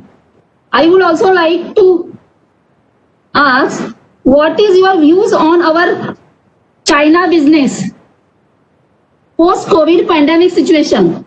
Secondly, I would like to ask, what is our policy regarding temporary headcounts of the company due to the impact of COVID-19?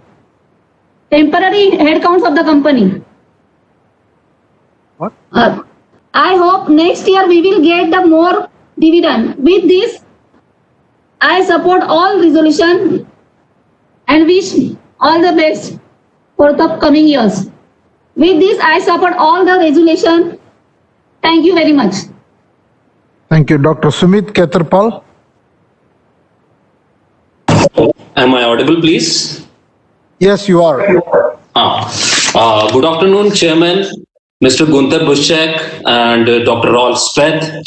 I am Dr. Sumit Ketarpal. I am a doctor by profession and I am a Chennai shareholder in Tata Motors Limited. And first of all, I congratulate your team to connect to us in this mode. And I'll start with the ground report of the company. I have witnessed my company growing for the last few years, but for the last 5 to 6 years, Tata Motors has emerged to be a persistent loss maker, highly debt-ridden, non-dividend paying, and it is the number one wealth eroder amongst all Nifty 50 companies. And it is being repeatedly downgraded by Moody's and rating agencies. And I have witnessed my company experimenting upon the hard-earned money of the shareholders that has met an unfortunate fate of getting converted into mere ashes. What disappoints me foremost is that no plans of the longest is realizing into real-time action. And how long we will continue to experiment without holding any accountability to shareholders. And I am surprised how the company has reached such suicidal stages over years. Was there no due diligence exercise to save the company from reducing to such pitiful self-killer state? Should no one be held accountable for it? Every year I am attending the AGM and this is the 75 AGM and every year AGM is held to announce the depreciation of shareholders' wealth. And now I'll go to the future. This was the past and we can't repent on the past. Tata Motors and JLR, they are great iconic brands and I saw an interview of Sir Ratan Tata in which he praised Tesla. And initially, Jaguar I-Pace was emerged as Tesla killer in 2018. Tesla has undoubtedly rewarded its shareholders, and it has multiplied the wealth of the shareholders even in the COVID pandemic. If you see the market capitalization of the Tesla has grown 20 times over a period of 2 to 3 years, while the Tata Motors over the last 3 to 4 years has depreciated by 80%. And in Indian market, Maruti, Mahindra and Mahindra, Hyundai have taken a clear edge over the Tata Motor. And I am worried about the regressing market capitalization of the company. And the market capitalization of the company stands back to 15 years back, when we are only Tata Motors. There was no JLR in it. And we are boasting that we cater to a global company like JLR. But if you see the market cap stands as 2003 years. And the debt is a skyrocketing debt on the company.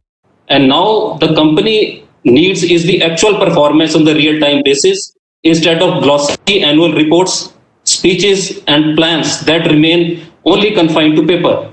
And I am waiting for the AGM in which the chairman announces the growth in the market capitalization and a happy dividend to the shareholders to make up their losses in the last 6 to 7 years. And the ground execution is the task of the management, and the dismal performance over years is the failure on part of its administrators and managers. In the end, I don't want to blame anybody what has happened in the past 4 to 5 years. But we need to find out a way to deliver on a roadmap which is formulated by the company. Sincere efforts are needed to improve the market capitalization of the company that was once a pride of the nation. And I am a patient shareholder, and I am confident that with great efforts, the company will touch new heights. Thank you so much. Mr. Krishnan. Thank you very much. Good day and good afternoon to the Tata Motors board and management.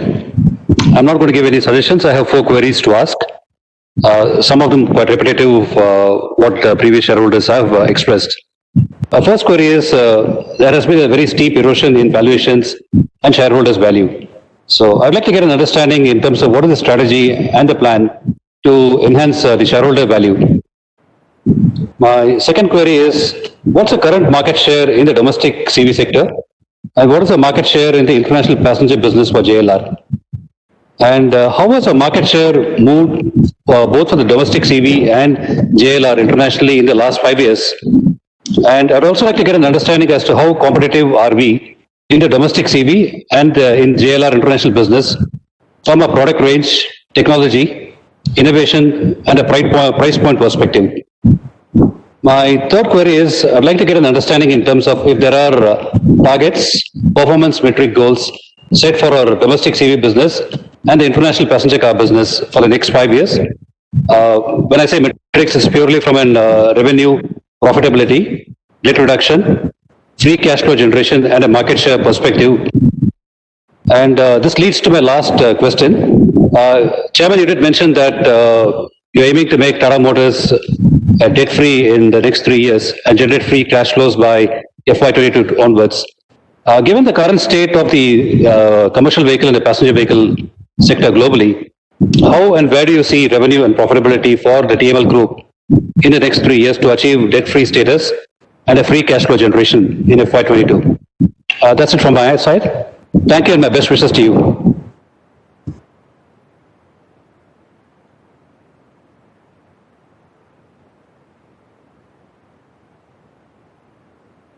Mr. Pawan Kumar.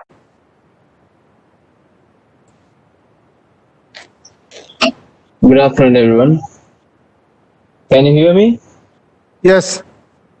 Yeah, I just had I just have some questions regarding a single topic. That is, when I went through the financial statistics, standalone financial statistics, I got to see that the net worth per share was very good from 1994-95 to 2010 and 11. it has a highest of 315. But the succeeding year, 2011 and 12, it just dropped down to 62. And the highest till now is 66, I think, 66 years. So why there is there is so much of difference between these two? Are you doing any plans regarding this to increase the net worth per share? I just had a question regarding this only.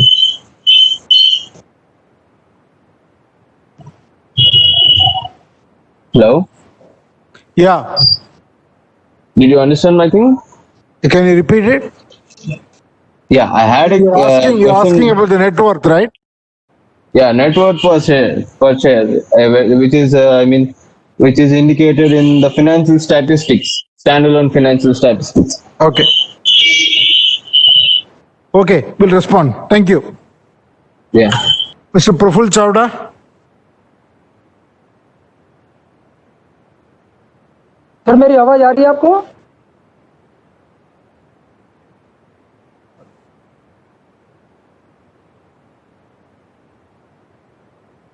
Yes, Mr. Chawda.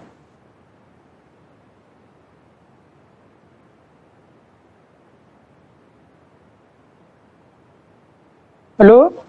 Yes, can you speak? Okay sir. Sir मेरा video आ रहा है? मुझे नहीं दिखता है. Hello? Yes, can you speak? Yes, sir. Sir I am Praful Chavda from Hyderabad. Sir आज सबसे बड़ा दिन तो है अपना कंपनी का पेट्रोलियम ईयर्स, यानी कि 75 ईयर्स पूरे करे. 75 ईयर्स एक अपने आप में बड़ी बात है.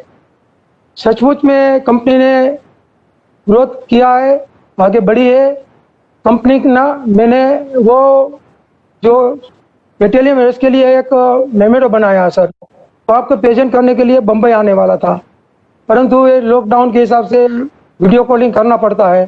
तो एक मेरा थीम है कि एक कंपनी का हाथ शोल्डर पकड़ता है, कंपनी आगे बढ़ती है. कंपनी का हाथ एम्प्लॉयज पकड़ता है, कंपनी आगे बढ़ती है. कंपनी का हाथ कस्टमर पकड़ता है, कंपनी आगे बढ़ती है. वो थीम के लिए एक मैंने मेमोरो बनाया है जो मैं आपके सामने प्रेजेंट करता हूँ. शायद आपको बोर्ड पे दिखता भी होगा और शायद आपके टेबल पे ऊपर मेरे इसके कॉपी भी पड़ी होंगी. सर खासतौर पे मैं ये कहना चाहता हूँ सर कंपनी हर एक गाड़ियों में ज़्यादा फैसिलिटी देते जा रही है, ज़्यादा इक्विपमेंट देती जा रही है और कस्टमर को जैसे सहूलत हो ऐसी गाड़ी मिल जाती है. परंतु सर कंपनी वाले कार के अंदर इतना सारा इंटीरियर डेकोरेशन करते हुए भी जो गाड़ी चलाने वाला है इसका ख्याल नहीं रखा जाता है. जब मैंने देखा है कि कार का एक्सीडेंट होता है तो विटनेस बोलते हैं कि किसकी गलती थी, किसकी गलती नहीं थी. वो 4 इयर्स 5 इयर्स के बाद कोर्ट में केस जाता है, तब तक जो विटनेस है वो मर जाता है या आउट ऑफ स्टेशन चले जाता है या इसका बयान बदल देता है. इसके बदले मेरा एक सजेशन है कि कंपनी कार के बाहर वीडियो रख दे, कैमरा रख दे, तो कार के बाहर जो भी है वो एक्सीडेंट के टाइम पे देखा जाता है और ड्राइवर को बचाया जाता है और बहुत सारी मुसीबत हल होती है. इस तरह कार के अंदर भी एक कैमरा रखा जाए तो कार के अंदर क्या हो रहा है क्या नहीं हो रहा है. जो कैब चलाने वाले वो भी अपनी कार चलाते हैं तो बहुत से इल्जाम आते हैं, वो भी बचा जाता है. तो मेरा एक यही सजेशन है कि कंपनी के बाहर और अंदर कैमरे की सहूलत दी जाए जो आज तक कोई नहीं दी है. सर जो भी कार की मैं सुबह पेपर टीवी खोल के देखे तो कार का पब्लिसिटी आता है, तो कार का मैन्युफैक्चर में कितना खर्चा आता है और पब्लिसिटी में कितना खर्चा आता है. क्या कार बनाने में 1 रुपया लगता है और बेचने के लिए 2 रुपया खर्चा करना पड़ता है? ऐसा सिचुएशन तो नहीं है ना आज के दिन में. इसके अलावा मैं sir made in India, Modi sir स्वदेशी बोलते हैं, तो सर अपने कार के अंदर कितने इंपोर्टेड पुर्जे यानी कि चाइनीज आइटम कितनी लग रही है? क्या स्वदेशी पूरा का पूरा स्वदेशी कार बनता है या चाइनीज आइटम लगाना कंपलसरी है? इसके अलावा सर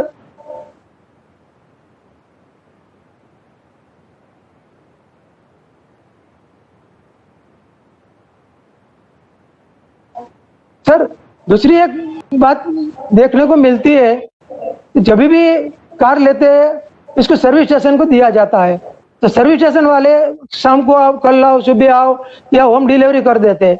या कार में किया कुछ पता नहीं चलता है। जब हम लोकल मैकेनिकल के पास जाए तो मेरे सामने पार्ट्स ट्रांसफर होता है, कौन सा पार्ट्स डालता है, कौन सा पार्ट्स निकालता है, कोयल कितना लगाता है, कोयल कितना नहीं लगाता है, पता चलता है। और इसका चार्ज भी कम लेता है प्राइवेट आदमी। जबकि सर्विस स्टेशन हम कंपनी की गाड़ी खरीदते हैं, कंपनी के सर्विस स्टेशन में जाते हैं, हमको ज्यादा चार्ज देने के बाद भी हमको पता भी नहीं चलता है तो कौन सा पार्ट्स लगाया या नहीं लगाया, या पार्ट्स का चार्ज करता है। इसलिए कोई ऐसी सिस्टम बनाई जाए कि सर्विस स्टेशन में हमारे सामने सब कुछ किया जाए। हमारे को टाइम रहे या हम हमारे आदमी लगाएंगे, परंतु पूरे पार्ट्स जो चेंज करते हैं वो हमारे सामने रहना चाहिए। ऑयल कितना लगा है हमारे सामने रहना चाहिए, ताकि हमको पता चले कि हमारा जो कार के अंदर आइटम गया है वो सही गया है, नहीं गया है, या डुप्लीकेट बिल तो नहीं बन रहा है ना। यही मेरे बात करने का है सर। सिल्वर पेट्रोलियम जुबिली की बहुत बहुत धन्यवाद देता हूँ और फीचर करता हूँ कि 100 ईयर की कंपनी पूरा करेंगी। धन्यवाद sir. Thank you. Mr. Manoj Kumar Gupta.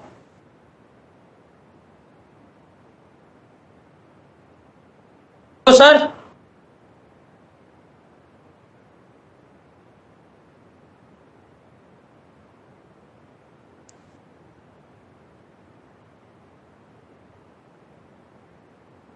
Can you hear me, sir? Yeah, I can hear you.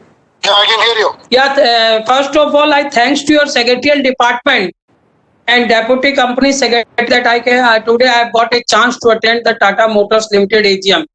Sir, convey our best wishes to Mr. Ratan Tata, who is the stalwart of this company, because Tata Motors is the dream company of Mr. Ratan Tata.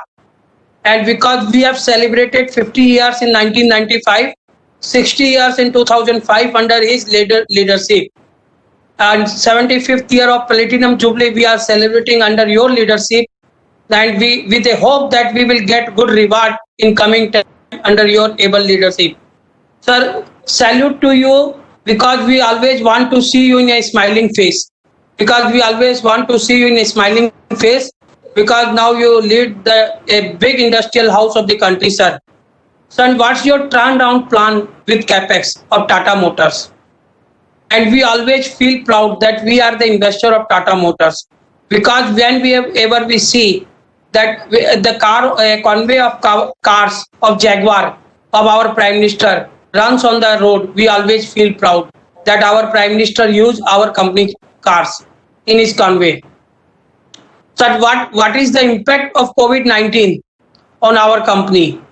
COVID-19 has hit the passenger cars and the commercial vehicle cars. Sir, can you hear me? Yes, I can hear you. I can hear you. Sir, I can hear you. Yeah, I can hear you, sir. Yeah, what is the impact of COVID-19, sir? And how you will come out from that impact, because due to COVID in last 5 months, both vehicles has suffered, passenger vehicle and commercial vehicle. And sir, I salute you for your CSR. And just now I have seen a video presentation of our MD and CEO about the CSR during the lockdown and epidemic COVID. And sir, how you will face a challenge in the passenger vehicles from Toyota, Mahindra, Renault. And sir, approximately 80,000 people are working in our company. Sir, how many ex-servicemen and Divyang are working? And sir, what is your future plan to reduce the debts and interest burden on the company? And sir, various demands are pending at various platforms. So what steps you will take in future? And what is your plan for Northeast India, because Northeast is growing and under the Prime Minister of our beloved Prime Minister Sri Modi. So what is your plan for Northeast? And sir, now the Atmanirbhar Bharat, and recently Prime Minister has asked that the government Bharat will manufacture the defense products. So how you will, sir, what type of business you will start with the government to supply the defense cars and defense vehicles from the Tata Motors? Sir, have you any plan for rights issue at a nominal price to reward the shareholders on the eve of 75th year, because it's a policy of Tata's to reward the shareholders. So how you will reward to shareholders? You can float the right issue at a nominal price to reduce the debt and to reward the investors. And so what is your plan for electric vehicles and plan for subsidiaries? Try to reduce the number of subsidiaries. Last but least, happy festive seasons to all of you with a good health and safe life. Thank you, sir. Thank you. Mr. Nayak. Can you please put on the video? I don't see the button out here. Hello. Hello. Mr. Nayak, you will have to keep the video. There is a small button there on your screen. I don't see the button, but if you're able to hear me, I'll continue without the video. I see it now. Yeah. So can you all hear me and see me? Yeah, hello? Yes. Firstly, I was pretty surprised that very few people, shareholders before me, just 2 or 3, are actually concerned about the dividends of the group. I am very concerned. This is the 4th year when our Tata Group has not given us any dividends. Giving dividends is the ethos of the group, and I am extremely pained that no dividend has come in FY20, and with the way the washout due to COVID of the remaining part of the year, I don't think we are going to be having any good news by FY21 either. I have 3-4 points. I'll quickly cover them. The first is the steep downfall in the number of vehicles sold, 37% down. You lost something like 25,000 crores over the previous year when you only had 43,500 crores approximately worth of revenues. I'm talking about standalone, page 220. Now, Mr. Gunther Buschek, if I were you, I would concentrate on spare parts and services, knowing fully well that my vehicles cannot be sold. But what do I find? Even though 1 year has elapsed, more vehicles in the market, more potential for spare part sale, but Mr. Gunther has lesser spare parts on record. No sales, lesser than last year. What is happening? So also services, just a marginal increase. It's common sense that when vehicles take a hit, you focus on spares, services, other incomes, additions, and so on. Why weren't you doing this, Mr. Buschek? Second question, this is consolidated, page 315.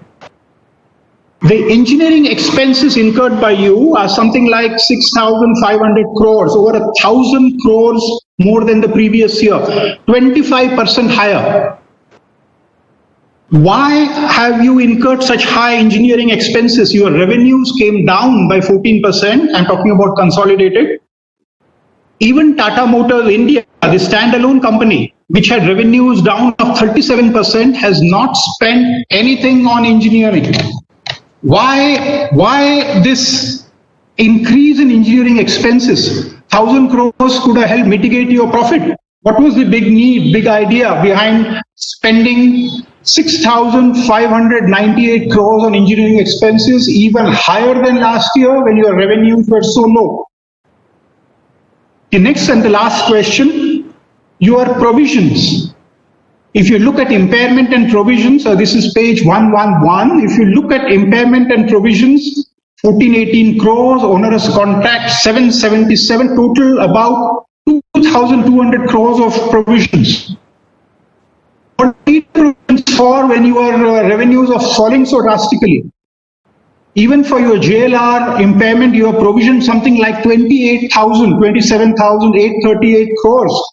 When your volume has fallen by 12%, when your revenue has fallen by 5%, this was the previous year. You have not used an iota of these provisions. Why are you provisioning all this when the company is going through such drastic phases, when there is no, when there are no dividends?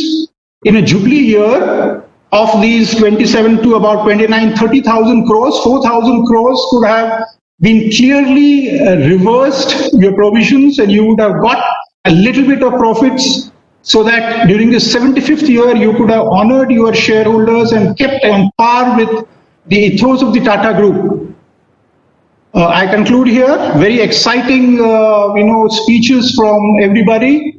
Your participants, all your stakeholders, Mr. Gunther Buschek included, are extremely delighted, I'm sure. But going forward, please also make one more area, one more part, your shareholders also delighted with you. Please give us dividends. 4th year running, 5th year no hope. Please tell me why and how I should look forward to the future as far as Tata Motors is concerned. Thank you very much. All the best. Mr.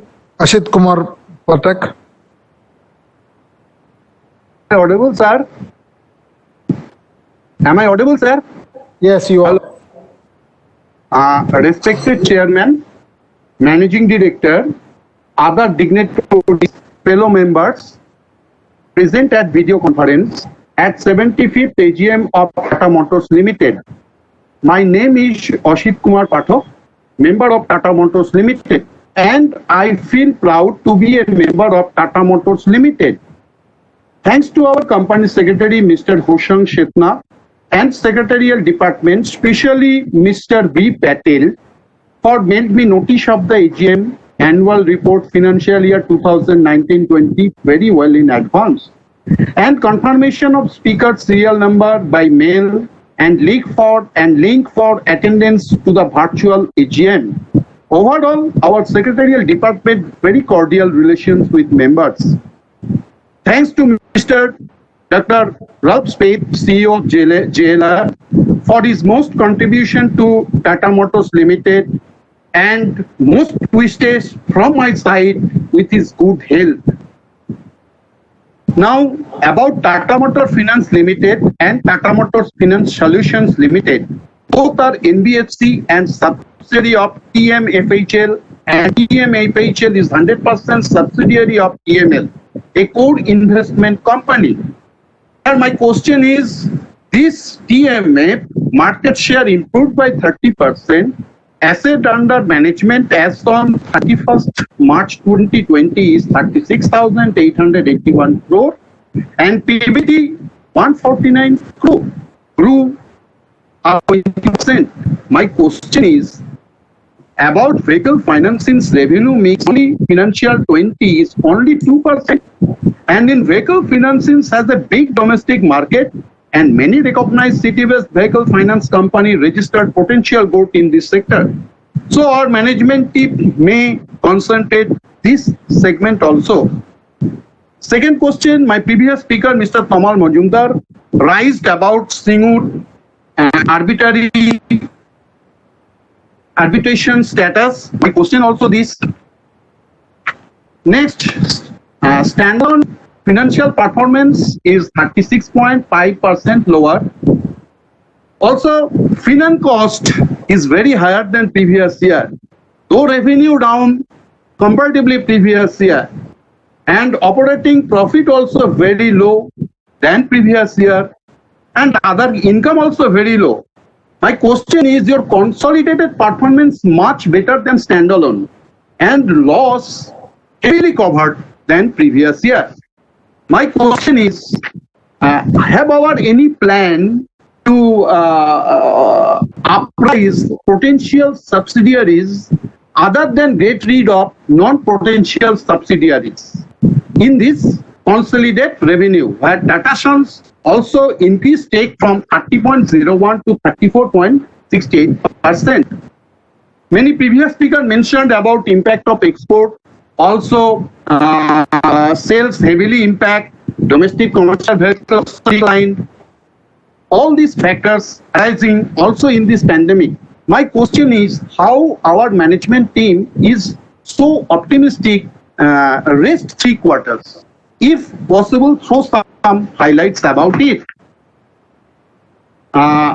Also, North America, UK, North America is very good revenue contribution, and also very negative point is our RBI governor already forecast that will be below negative, trends to negative.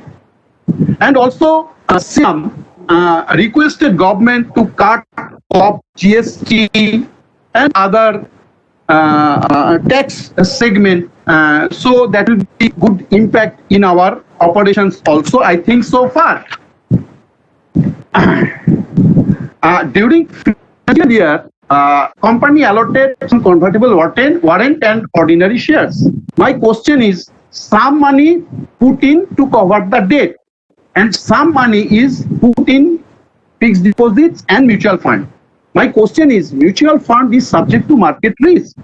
So, and they are wanting from liquidity support from Reserve Bank of India. My question is, why putting this money in mutual fund also? And Franklin Templeton already closed their operation also.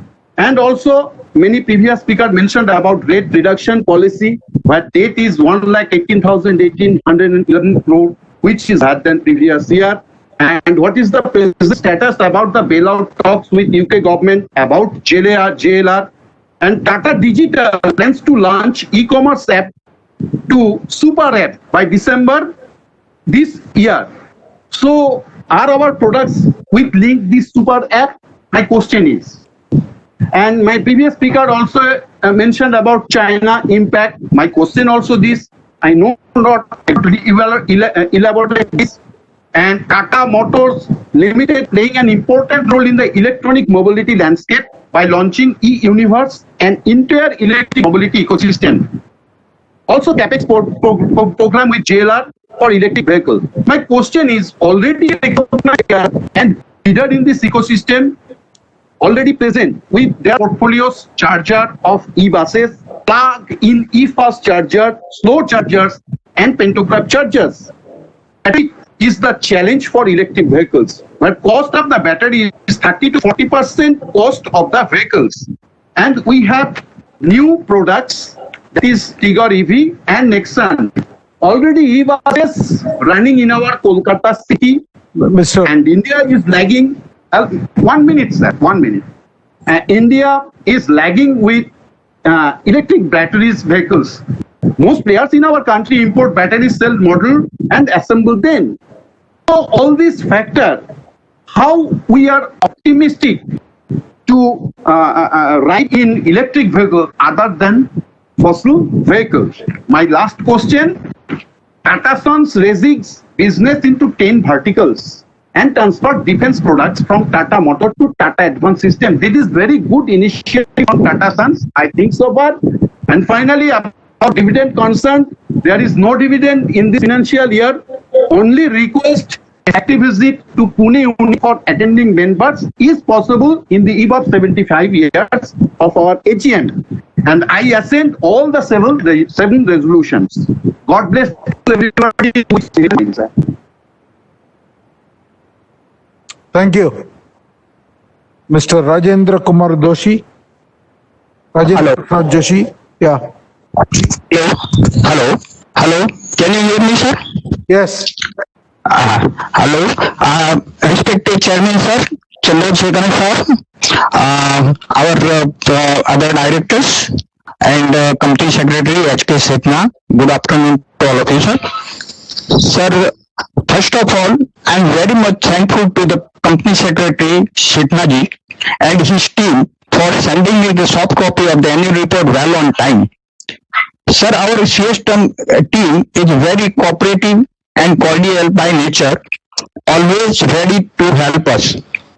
Mr. SP called me yesterday, and today also Ms. Talati also called me to confirm that I can conveniently join the meeting and they guided me suitably. Sir, we know that passing through difficult times due to slowdown in economy across the world, especially automotive industry suffered the most. Profitability and cash flow have been affected at its worst. Notwithstanding all this, we extend our full praise and constant support to the company all the time. With its strategic steps taken by the Tata Motor Group, company is successfully navigating even in the stormwater. Our chairman has just now explained and given all the water strategic steps they are taking in their speech. So that all these all these steps will definitely help the company to recover from this bad situation. Sir, what I feel is that all the worst for the company is behind and upward journey to the growth has already started. Sir, I would like to know some information. At the recent news, JLR has ramped up production in China. So can you throw some light on this? What is the developments in that matter? What is the company's market share in the EV business, electric vehicle business? Who are our main competitors in EV business? So what is the capex for the next 2 years, and what are company's plans to leverage India business? So with this, I wish all the best to the company, and I strongly support all the resolutions. Thank you very much, sir. Thank you. Mr. Rajesh Chainani. Chairman, sir, Mr. Chainani and Mr. Modi have not logged in. You may go ahead with Mr. Gautam Tiwari, sir. Mr. Gautam Tiwari. Am I audible, Chairman, sir? Yes. Our very, very honorable Chairman, sir, all my distinguished and well-dignified directors, Tata Motors team, and fellow shareholders. Sir, good evening to all of you. Sir, here, first of all, I would really like to place my special thanks to MD, CEO, CFO, CS, and full secretarial and accounts team and entire management of the company, and even employees and staff for their outstanding, excellent performance despite dreaded coronavirus epidemic environment globally. Sir, under your leadership, the company will certainly show better results, and this 75th year, at the end of this, certainly we should be able to see something much better ahead of us. Sir, out of my appreciation, sir, out of my understanding, for my understanding and better appreciation, I would like to ask few queries which are as follows. Sir, I would like to know, sir, why dividend was not declared this year. What is the amount spent on R&D during this year? And sir, what is the current status of electric charging stations as it stands now? Sir, what steps have been undertaken to boost the company's sales, especially sales? Yes. CM sir, due to COVID-19, the AGM has been held virtually for the very first time. Now, what are the cost benefits as compared to physical AGMs? And since the annual report has been sent through email, what is the amount saved on account of printing and courier charges? Sir, very important is, what are the new launches proposed in cars this year?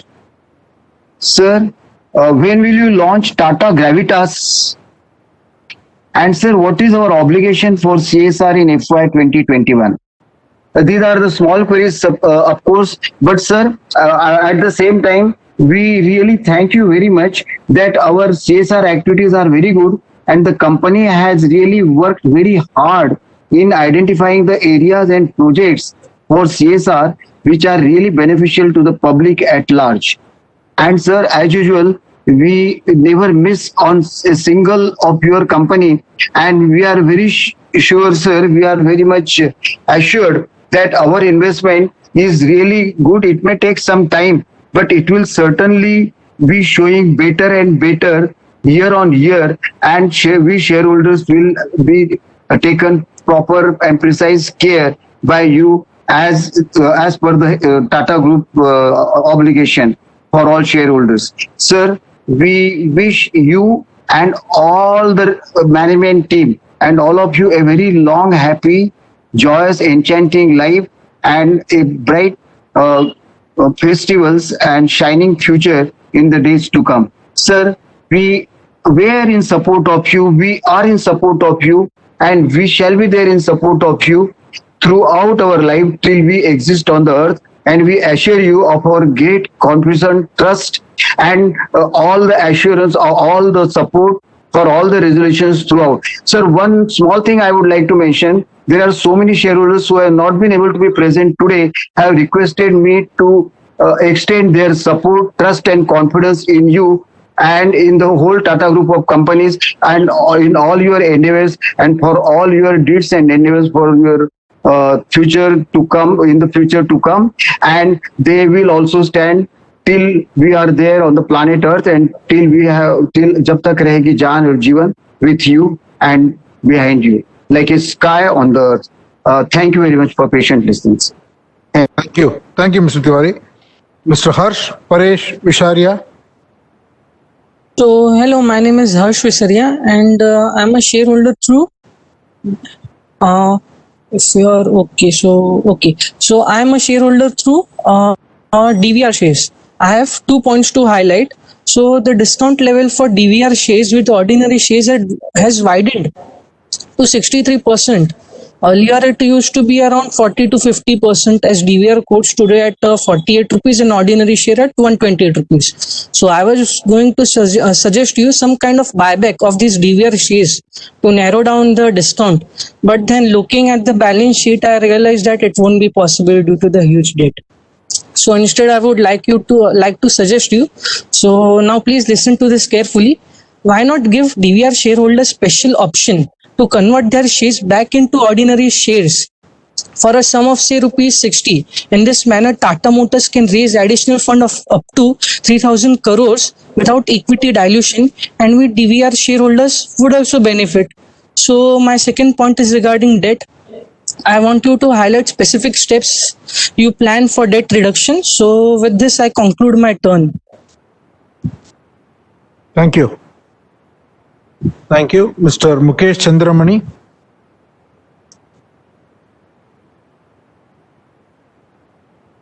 Chairman sir, Mr. Mukesh Chandi Ramani and Ms. Pushpa Devi Khandelwal have not logged in. Mr. Kirit Shah.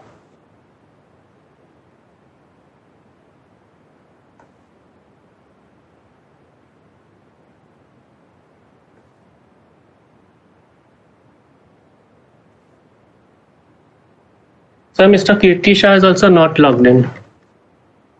Mr. Berus and Humayun Purdehi.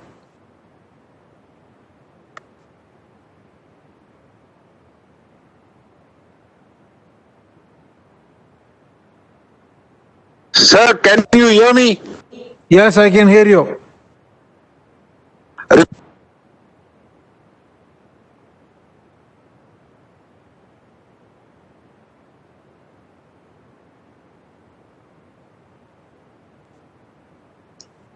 The revenue is split into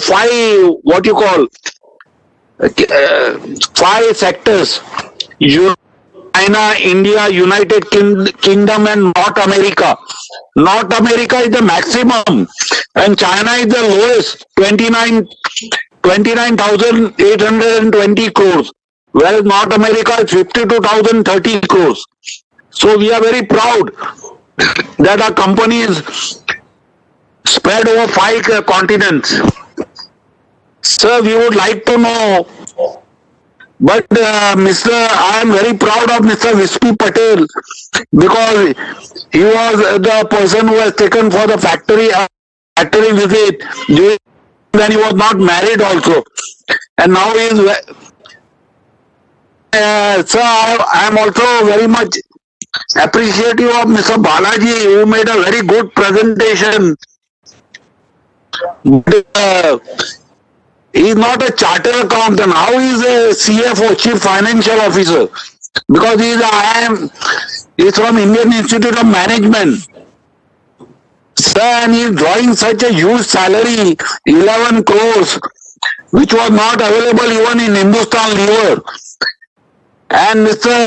Hoshan Setna is getting only hardly 1.5 crores, and he has spent 33 long years in this company.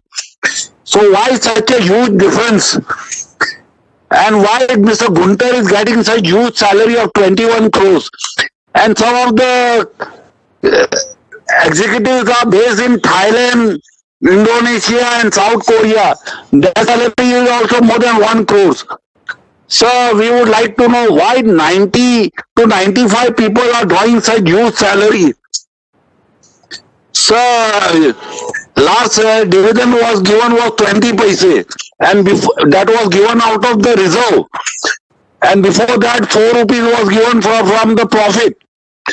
So Mr. Nigel Gonsalves was a very dedicated and a sincere speaker, but today is not there. So I am very much amazed that Nigel Gonsalves was the person who used to always speak good about the company. I also would like to, sir, we would like to know, Mr. Balaji has told that we will turn cash positive in 2023. Now we are cash negative. So how we are going to manage the cash during these 2 years? That you can throw certain light. And when you are going to, sir, I support all your resolutions. I don't want to speak much.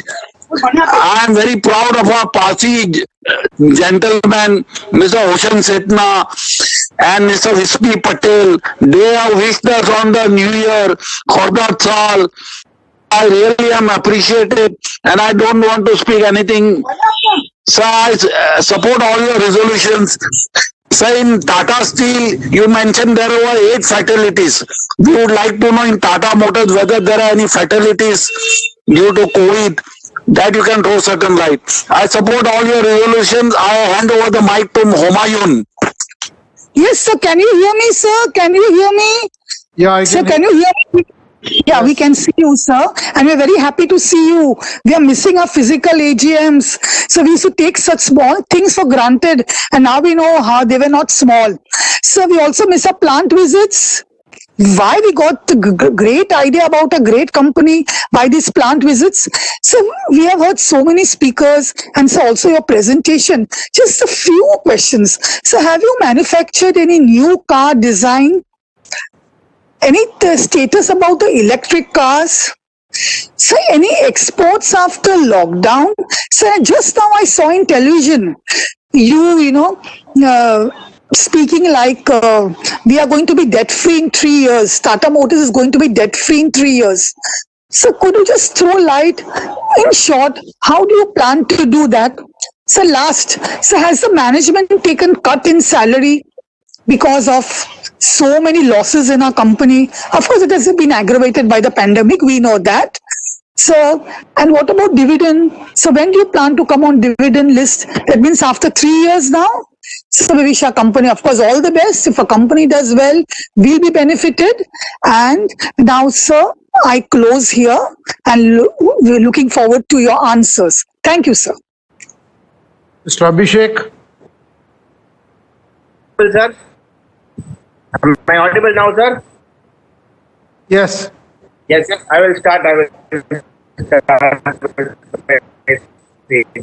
Sir, my name is Abhishek, shareholder of the company. My DPID IN 30167 employee ID 4135955. I congratulate the management on the eve of 75th annual general body meeting. Sir, this is our diamond jubilee year, sir, but unfortunately, we are disappointed that we were expecting bonus, but at this point of time, the shareholders cannot seek for a bonus. At least a dividend from the company, sir, but we are not, unfortunately, we are not able to meet out with the dividend also. So hope that in the upcoming year, the company will be performing greater and the management will be in a position to declare a dividend to the minority shareholders. The past 3-4 years, shareholders being eagerly waiting for a dividend from the Tata Group. Sir, as a shareholder, and my entire family is a shareholder of Tata Motors, and we are the shareholders since IPO. So we would like to know certain details from you, like what is the real impact of COVID-19 in percentage terms, sir, and how the supply chain has affected, where you see the light in the end of the tunnel, and what will be the growth figures in first half and second half. And kindly provide us the production capacity utilization figures in percentage for the month of April, May, June 2020, and what was the capacity utilization of last year and last 5 years on the moving average basis, sir? So the coronavirus and subsequent lockdowns have left virtually no industry untouched after the COVID. So how many employees we have sacked, hired, or a salary cut in percentage, if any, we would like to know from you, sir. And any new innovation, new product launches did after April 1st, and what is the response so far? What is the cost-cutting initiatives and production enhancement activity done by the management, sir? And what is our view of the management in going forward? Sustainability of the profit and earning growth will remain challenged in the coming quarters. So what are the management efforts to improve working capital, sales ratio, ROC, EBITDA, and interest coverage ratio? Sir, on-call and quarterly presentations will be conducted on a regular basis with global investors to improve our company image. And sir, what are our management efforts to reduce the other expenses, legal professional charges, and auditor fee? So what are the credentials that the new and the existing directors are bringing on the table to take the company to the next phase of growth, to guide the new generation? And so what is the policy related to dividend in our company, as most of the senior citizens are only dependent on the dividend? I wish the company, the board of directors, a great success and prosperity in the coming future. Thank you for giving the opportunity, sir. Thank you, Mr. Next, Mr. Hemant Khandelwal. Chairman, sir, Mr. Hemant Khandelwal has not logged in. You may proceed with the next speaker, please. Valerie Gupte.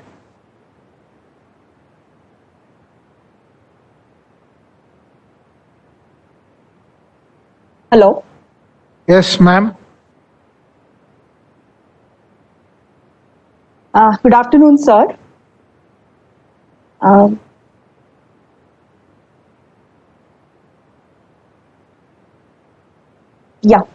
afternoon, sir. It is my pleasure to meet Chairman, sir, and other board members, especially Bhandarkar ma'am, for being one of the few women leaders on the Indian boards who are also chairing the audit committee. I would like to congratulate the management for making a for business. LR division, in spite of reduction in sales, has achieved a better EBITDA margin.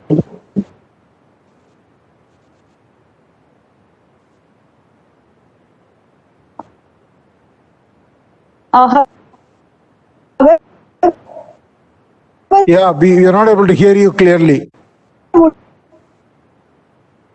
Like to know how you start. Cannot hear you, ma'am. Can we reconnect? Can we reconnect, please? Can we disconnect and reconnect?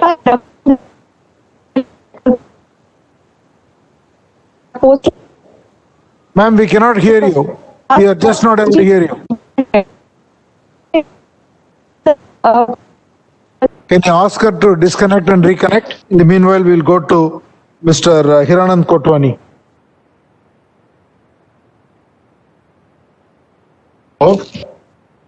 Hello, good afternoon, sir. Yes, Mr. Kotwani. Hello, good afternoon. Yes. Can I audible? You are audible. Video is there? Okay, we cannot see you, but we're able to hear you.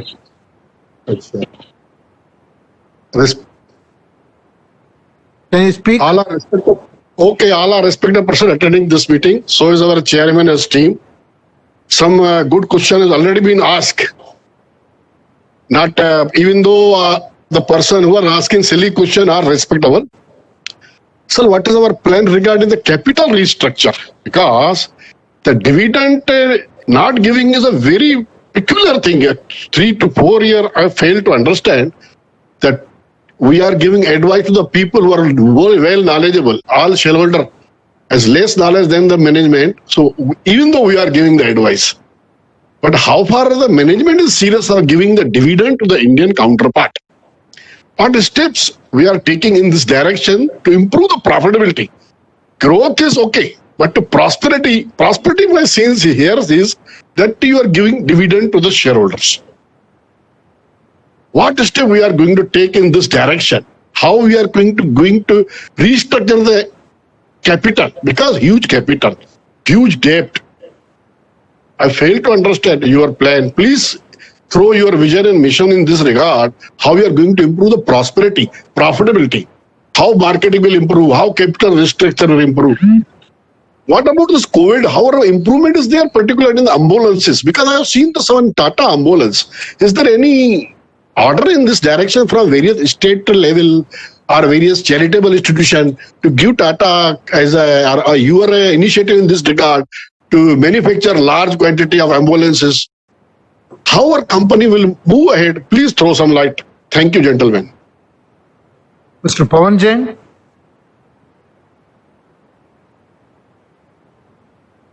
Chairman sir, Mr. Pawan Jain has not logged in. You may proceed with the next speaker, please. Mr. Devang Vora.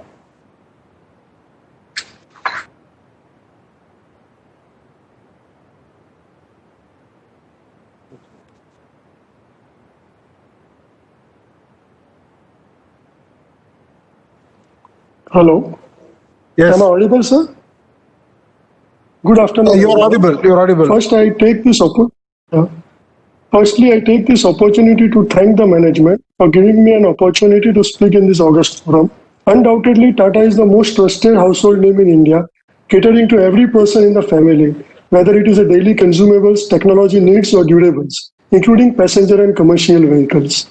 With this background in mind, I had a suggestion playing in my mind for quite some time and hence requested for an opportunity to speak. As we all are aware, Tata Motors was primarily in the business of commercial vehicles since 1954 and in 1991 progressed into passenger car segment with the launch of Sierra, followed by range of cars in 1998 and thereafter. As I speak today, our passenger range of cars span all sections of the society, from the entry, mid to luxury and even ultra-luxury vehicles, in addition to the commercial vehicles. Our company has moved forward over the years to expand its range of offerings to the customers. However, the one thing that has undergone no to little change is the logo on the vehicles, be it commercial vehicles or passenger cars. While I definitely feel that logo is a brand identifier, I feel that there is a need for the logo to be upgraded or given a fresh facelift, especially for the passenger vehicles. Because you will agree with me that the end user of the commercial vehicles is different from that of the regular passenger car. I would therefore like to request the management to consider modifying the logo for passenger vehicles ranging from Tiago to Harrier, which are world-class exterior designs. To this end, I have also thought of some creative designs which I am happy to share should the need arise. I take this opportunity once again to thank the management for giving me an opportunity to speak and present my suggestion. I sincerely hope the suggestion will be considered and appropriate thought process will be given to it before deciding on any outcome. Thank you. Thank you. Next, Mr. Pankaj Gadia. Chairman sir, Mr. Pankaj Gadia and Mr. Saurav Arora have not logged in. You may proceed with the next speaker, please. Mr. Bharat Shah.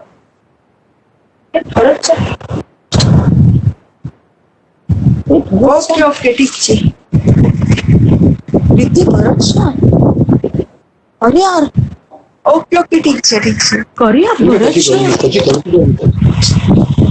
Hello 2 minute ready કરું મારો Tata motors નો number આવ્યો છે 2 minute ready કરું આયા જાને છે આને હમણાં તારા હિસાબ અમાર ઈ પસારા પણ પૂરી કરવાની છે અરે ના પાડું Mrs. Shah, your mic is unmuted. Hello हाँ hello Yes, please.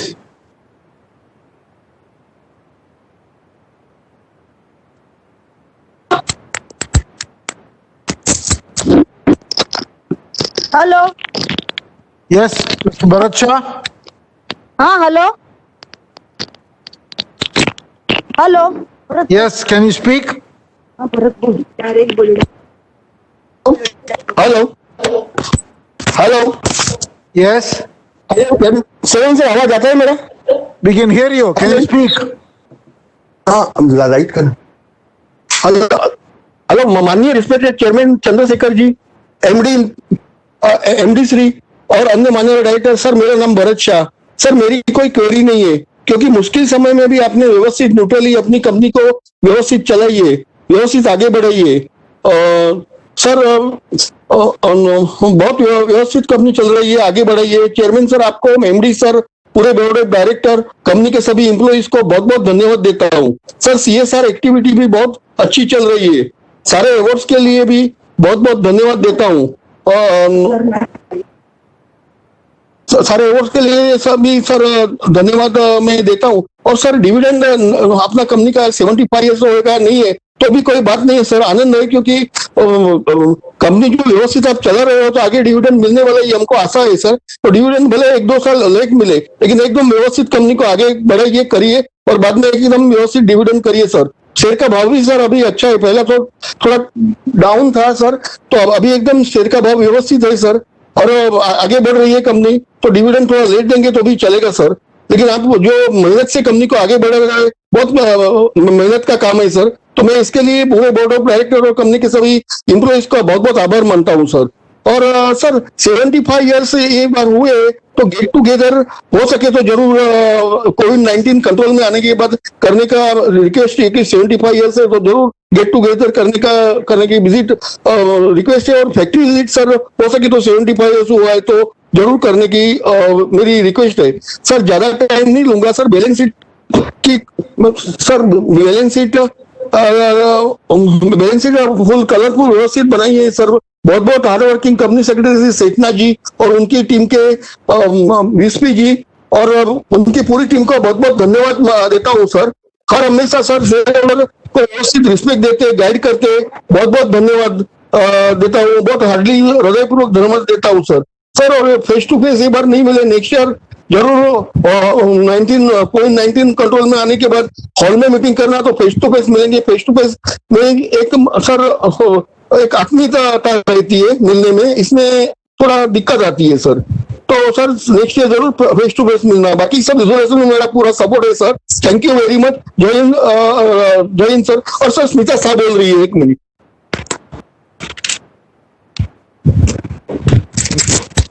Vinayak Bapat. Hello sir. या हेलो सर। यस। हाँ सर। सर स्मिता सर आपको आवाज आ रही है? ये आवाज आ रही है, बात कीजिए। Okay okay sir, thank you. माननीय chairman Shri Chandrasekaran ji and MD Shri CFO Shri Balaji ji और अन्य माननीय डायरेक्टर सर, मेरा नाम स्मिता शाह। सर आगे तो बहुत कुछ स्पीकर्स बहुत बोल चुके हैं। तो सर सिर्फ आज मैं अभिनंदन और शुभकामना देती हूँ कि आज आपने काफी सारे गोल्डन अवार्ड्स भी प्राप्त किए और बहुत ही काफी मेहनत और हालांकि परिस्थितियों में आपने कंपनी को बहुत अच्छे से संभाल कर जो रखी है। सो बहुत बहुत आपका अभिनंदन और शुभकामना मैं करती हूँ। और सर हम सालों से आपके साथ जुड़े हुए हैं तो हमेशा आपको सपोर्ट किया है, क्योंकि सर टाटा हमारा ब्रांड नेम है और कोई भी मुश्किलों का सामना करना, हिम्मत से आगे बढ़ना सर टाटा ग्रुप का ही काम है सर। बहुत ही हिम्मत से हमेशा मुश्किलों के साथ साथ सामना करके हमेशा आगे रहते हैं। तो सर मेरा आज के रिजोल्यूशन में मैं फुल सपोर्ट करती हूँ। और सर लास्ट में एक रिक्वेस्ट है, आज आपकी 75th जो अपनी प्लेटिनम जुबली ईयर है तो सर इस टाइम कुछ न कुछ डिविडेंड जरूर शुरू करने की कृपा करें। साथ में सर आफ्टर दिवाली एक गेट टुगेदर हो सके तो जरूर रखें। और दूसरी बात सर, आज सालों से अपनी एजीएम हमेशा फेस टू फेस होती आ रही है तो इस टाइम ये हालांकि कठिन परिस्थिति में सभी को घर पर स्टे और सेफ रहने का ही है, इसलिए एजीएम जो वर्चुअल होने जा रही है। लेकिन सर हम ईश्वर से प्रार्थना करते हैं कि नेक्स्ट ईयर ये परिस्थिति बहुत अच्छे से सुधर जाए और नेक्स्ट ईयर हमारी एजीएम हमेशा की तरह फेस टू फेस हुए सर। यही हमारा एक होप है सर। और लास्ट में sir good full informative colourful report के लिए और इस वर्चुअल एजीएम को हमें जुड़ने के लिए बहुत ही अच्छे से फुल्ली गाइड करने के लिए हम कंपनी सेक्रेटरी श्री सेठना जी और वीएसपी जी और पूरी सेक्रेटरी टीम को मैं धन्यवाद देती हूँ। और लास्ट में कहूंगी सर सभी अपना अपना केयर करें, सेफ रहे। धन्यवाद सर, फुल सपोर्ट के साथ धन्यवाद। Thank you. Thank you ma'am. Mister Bapat. Hello, can you hear me, please? Yeah, I can hear you. Good evening, sir, and respected chairman, members of the board. I'll try to get the video also underway. If not, then so be it.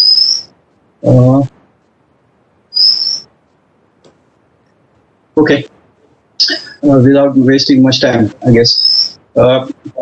As you are aware, sir, the AGM is a meeting where the owners of the shareholders, and especially the minority shareholders, get an opportunity to review with the management as well as the board what has happened over the past 1 year. The board acts as the trustees on behalf of the shareholders, and the independent directors on the board have an onerous responsibility to the minority shareholders. The AGM agenda primarily focuses on the annual report and the year gone by. And within the backdrop of the last 2 or 3 years, one would have to understand the results. Sir, on page 8, we see your vision.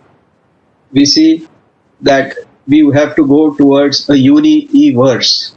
Tata Motors is being directed in that direction. I have a question. I honestly believe that we do not have either the financial structures or the management bandwidth to make that a success. We will need to fortify these resources and ensure that the strategy that is being articulated can be effectively implemented. Diesel is dead, undoubtedly, and electricity is the way forward, even in India. If you would have noticed over the past 8 years, the margin of fuel cost between diesel per liter and petrol per liter has slowly reduced. And in the last couple of months, diesel has finally become more costlier than petrol. So it's very clear which way the government policy is headed. So I think Tata Motors, who has a large portfolio of diesel automobiles, needs to revamp and look at that very closely. We also need to look in line with our e-vision, electric car vision, to launch a small car. Our competitors are nowhere near, and India still remains a place where the small car will form the bedrock of any automobile passenger car business. We are very lucky to have Atmanirbhar Bharat program announced by the government, which has banned a lot of Chinese companies from doing business in India. Indirectly, it has afforded a huge protectionist advantage to people like Tata Motors, especially in the PV, where Motor Garage as well as 2 other CV buses manufacturers may not be now able to sell their products in India. Tata Motors needs to ensure that we do not fritter away this advantage that has come our way. Simultaneously, the border engagement with China has opened up opportunities for defense vehicles. Again, another area where Tata Motors and Tata Steel can combine to offer these vehicles to the government. Sir, the solar power installations, which very nicely photographed and showcased in our annual report, both by JLR and not by Tata Motors India, I have a query. Is it under a Tata One banner? Where these 2 projects executed by Tata Power Company? Sir, you have announced, Mr. Balaji announced in his presentation that the passenger vehicles business is going to be spun off into a separate company. Is that the main reason that we have 2 exceptional items that we threw the entire kitchen sink and we said, let us write down the PV business and let us also provide for this onerous contracts? Is it a way to clean up the balance sheet before we move out the assets to the new company? I hope it's not, because the PV business was in any way headed in that direction, given our low market shares and our inability to ramp up volumes in spite of launching newer and newer models. I have 2 questions here. In the restructuring, will the JLR stake continue to remain with Tata Motors standalone? Will the Tata Motor Finance Holdings stake also remain with Tata Motors standalone. Sir, every day we keep reading in the newspapers that electric buses run by BYD Olectra, which is a Chinese company, which is very active in Telangana, Andhra Pradesh. They have got an order for 600 buses. And PMI Electra, another Chinese joint venture in Haryana, which has got another order of 750 buses. And in my own city of Pune, where I come from, an order of 350 numbers of electric buses. I do not know how many of this business came our way. How much quantity of this business came our way. How many electric vehicle buses have we sold till date? Is the question. Sir, I have mentioned about one Tata. I think the electric car, Nexon and maybe the other model, is very well positioned. And Chairman Sir, you have a huge role in marketing the initial, I would say at least 10,000 numbers. You will look at me with surprise. But a small mandate from you that all corporate cars for Tata executives, whether Tata Motors, Tata Steel, Tata Power, and middle management cars, where the company provides the car as a perquisite, should be a Tata Motors electric vehicle. Please explore the possibility of doing this. It will give us a good boost and increase the cars in the local space. And moreover, most of the times the employees commute from home to office, so the charging points at both ends will be available, and charging infrastructure will not be initially a key lacuna. Sir, the Indian economy, after 5 years of growth, has suddenly tapered off in 2020. And thanks to the pandemic, we're going to be in for a very bad 2021. Sir, there were some reporting inconsistencies in our integrated report, and I would like to just draw your attention to that. I hope someone is making notes so that I'll just switch off my mobile list for calling. Yeah. Sir, the CV sales numbers given on page 37 and 38. 37 is 342K. And on page 104, it is 348K. The PV sales numbers on page 38 is 133.3K. And on page 104, it is 140K. On page 25, there's a beautiful car which is shown. I don't know whether it is a Tata Motor car or a JLR car. A small nameplate would help. On page 20, we have got head count. Now we've got head count of Tata Motors standalone of 46.72,000, 46,720 odd employees. Page 63, we say we have got 42,600 employees. Page 110, we say 39,000 employees. And on another page, we have got a total group number of 78,000 employees, which does not agree with the page 20 number of 86,000 employees. I think we need to bring in some consistency. Sir, on page 51, we have another JLR model, hopefully with no model name. And page 104 of annual report 19, where we reported FY19 sales, does not agree with page 118 of FY20, where previous year numbers are declared. I think the management is good enough to ensure that such things do not creep in. Sir, the reporting requirement for large subsidiary companies like JLR, Tata Daewoo, who normally have a different currency to report than Indian rupees, needs to be translated into Indian rupees. Somewhere, I think this has been given the go-by. And if it's no longer a company law requirement, however, for good understanding of numbers, it would help if 2 pages, the profit and loss and balance sheet, are also converted into Indian rupees. So we need not fish out calculators and try and get this going. Sir, most of my suggestions last year, which I had shared with Balaji and his team, have been incorporated. And I'm very happy to see that the management has, taken it very positively and implemented the same. And this is what gives us hope that we could, improve. Now on the audit committee, sir, I think the audit committee needs to give more oversight. It would help if we have a sharp CA with the background or comparable to Mr. Bansi Mehta or Mr. Yesdi Malegam, who are two stalwarts. Chairman, sir, maybe you would have met Mr. Malegam because he was associated with Tata companies for a long time.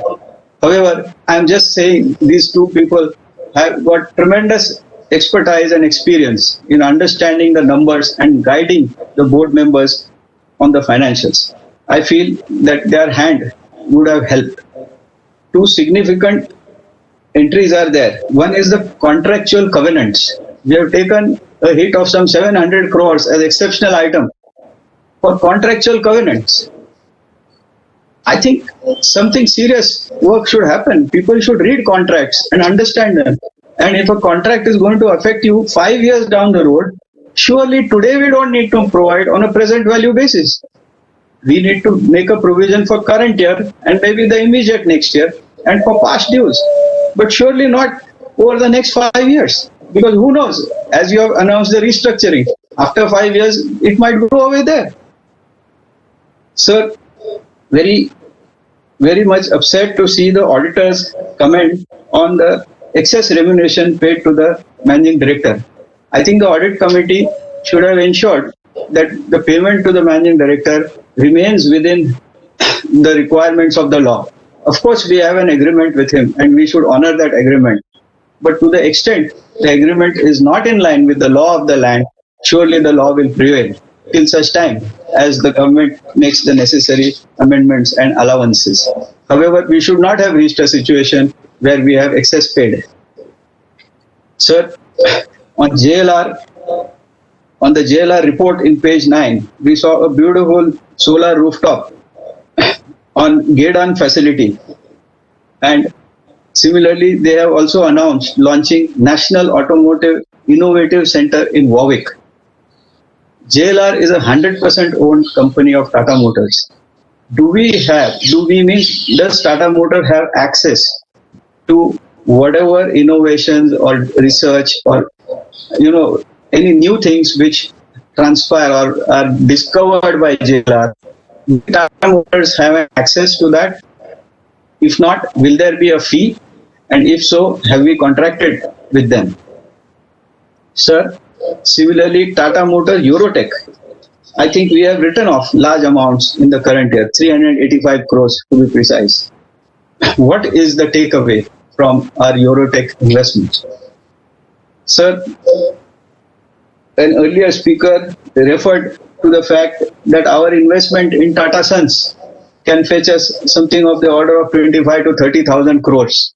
He said 60% of Tata Motors capitalization can be recovered if we manage to sell our investments in Tata Motors and Tata Industries. Sir, last year also I had mentioned that these two investments on the asset side of the balance sheet somehow cast a view that there is circular trading going along with the promoters. In order to dispel this notion, we need to dispose of these investments and monetize the assets. I have two questions. What is the return in terms of dividend per share we are getting from Tata Industries and Tata Sons? And similarly, what is the fair value per share of both of these companies? That will tell us whether we are getting a reasonable return on our investments, and especially at a time when we have large debts. Sir, on the automotive side, we need to unlock value, which you have started doing by restructuring the PV business. Similarly, sir, Tata Technologies.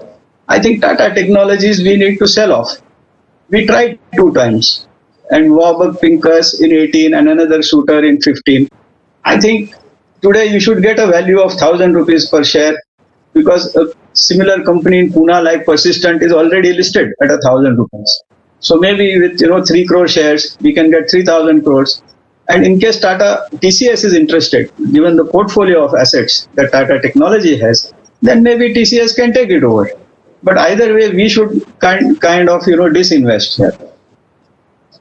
Sir, I was referring to a note in 2013, which I had written to the erstwhile chairman, Mr. Ratan Tata, and I was pleasantly surprised that I had an organogram which showed that Tata SA CV separate, Tata PV separate, JLR separate, and motor finance separate. At last, after 8 years, I think I'm seeing the light of the day. But hopefully, had we done that earlier, we would have averted a lot of pain. Sir, undoubtedly, Tata Motors standalone has gone through a very bad time in the current year. But there are 2-3 aspects which I would like the MD to note, especially Ashok Leyland, who is only a commercial vehicle manufacturer and who is 1/3 our size or thereabouts, has reported an EBITDA positive and a PAT positive for 2020, in spite of doing volumes which are 1/3 or 40% of ours. Surely they are doing something right. Put our cost auditors like Mr. Money to work. Let them do inter-firm comparisons and come up with the analysis. I have the analysis, but I don't want to take much of your time. If they would like to engage with me later on, I would write and give it. But this is the result. After 4 years, 5 years of complacency, our employee cost is more or less more than Maruti's employee cost. And look at the volume that Maruti does, and look at what we are doing. And our employee cost of both CV and PV put together. I think we need to be serious about our cost structures. Our product realization is worse than Ashok Leyland on the CV side. So in times of difficulty, every aspect will go under the microscope. And we spent 4,600 crores on capex in 2020 and entirely financed by debt because our operating cash flows were negative and the free cash flows are negative. So given that, I think we should have looked at possibility of pruning our capex. Sir, I'll now go on to JLR. Dr. Speth has been at the helm of affairs, and I really give him hats off to him for an outstanding achievement. Years ago, when R&T gave his full confidence and entrusted him with 1.2 billion pounds sterling, it was really a leap of faith. Dr. Speth has over the years ensured that JLR has been an outstanding success. But JLR has been an outstanding success for Dr. Speth, for JLR, as well as the UK universe. Poor old Tata Motors shareholder, who is 100%, is still high and dry. We invested 1.2 billion pounds. Until date, we have got only 975 million as dividends. We are carrying a debt of 10,200 crores because of the investment side. And if you take 8% interest for 12 years, it comes to 9,360 crores. And that kind of matches the dividend that we have received. And it is not that JLR was unable to service or pay higher dividend. If you see the last 6 years, excluding the immediate 2 years, they were always 1 billion pounds sterling cash positive.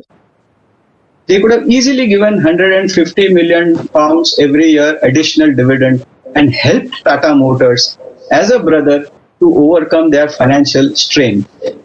This would stood us in great help. So to that extent, I would hold Dr. Speth and his team accountable for the woes of the Tata Motors shareholders. I believe in calling a spade, so Dr. Speth, please do not get me wrong.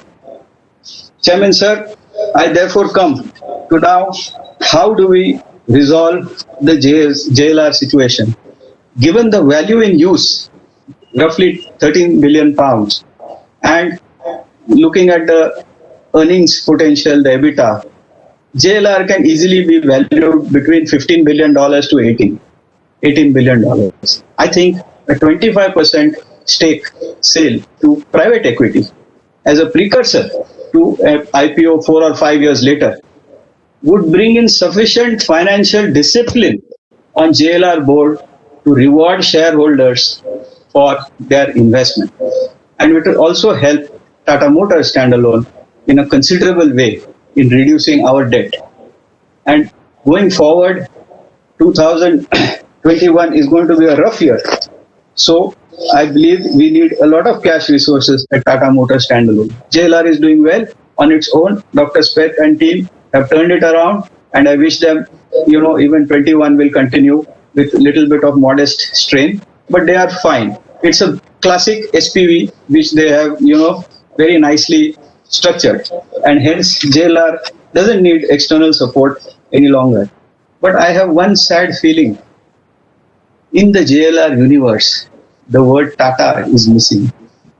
Tata is India's #1 brand. It is also a global brand. But never in any of their websites or anything, they have used the word Tata. So to that extent, as and when, if and when there is a complete merger, the brand Tata will suffer. We should have the foresight to try and slowly integrate it. Sir, I therefore, now coming to the resolutions, I think Dr. Speth has been on the board of Tata Motors for a long time, ever since he has headed, I think, JLR. We have had the benefit of his expertise, and he has superannuated now. And I think we should ask him to, be contented as a retired gentleman, because in spite of his salutary contribution, if this is where Tata Motors standalone is, then I am pained to say it hasn't been much. Secondly, I would suggest that the bonus for FY20 for our MD be, reduced to 0, because the performance of the company does not merit it. However, whatever minimum remuneration we have assured him as per our contractual commitment, we should stand by it and we should give it. I don't understand balanced scorecard. I don't understand fancy things, but I understand the return on investment, free cash flows, operating cash flows, and EPS and dividend. And a lot of shareholders have expressed the dividend has been skipped in the last 3 or 4 years. And I think it is in consonance with that the bonus also may be looked at. Now, sir, coming to our CSR, and I would like Vedika ma'am. She does a lot of work with the water people, etc. Last year, in my visit to Bombay House, I had shared with Mr. Mukhopadhyay some small bamboo spoons. These are made by tribals, and they can be used in Tata Motors canteen, and they are biodegradable. So this provides livelihood. Mr. Bhatt can help with SBI schemes for tribals or MSMEs, etc.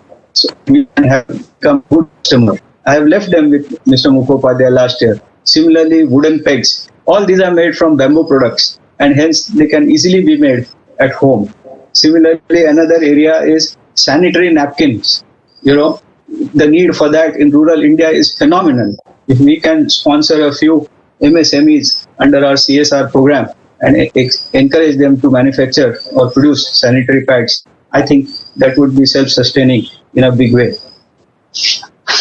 Sir, I think with that, I have more or less come to the end of my listening. Thank you, sir, and thank you all of you for a patient hearing and the opportunity. Thank you so much, sir. Good evening. Thank you, Mr. Bappat. Is Valerie Gupte going to speak? No, sir. Okay.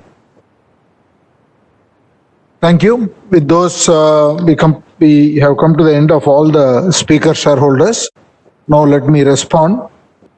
Dr. Arun Kumar, you asked about EV charging. Yes, it is being done by Tata Power in partnership with Tata Motors. And you asked about the future of shared mobility and its future. I think we have to wait and see post-COVID world what is going to be the change in the model. Otherwise, thank you for your support and all positive comments.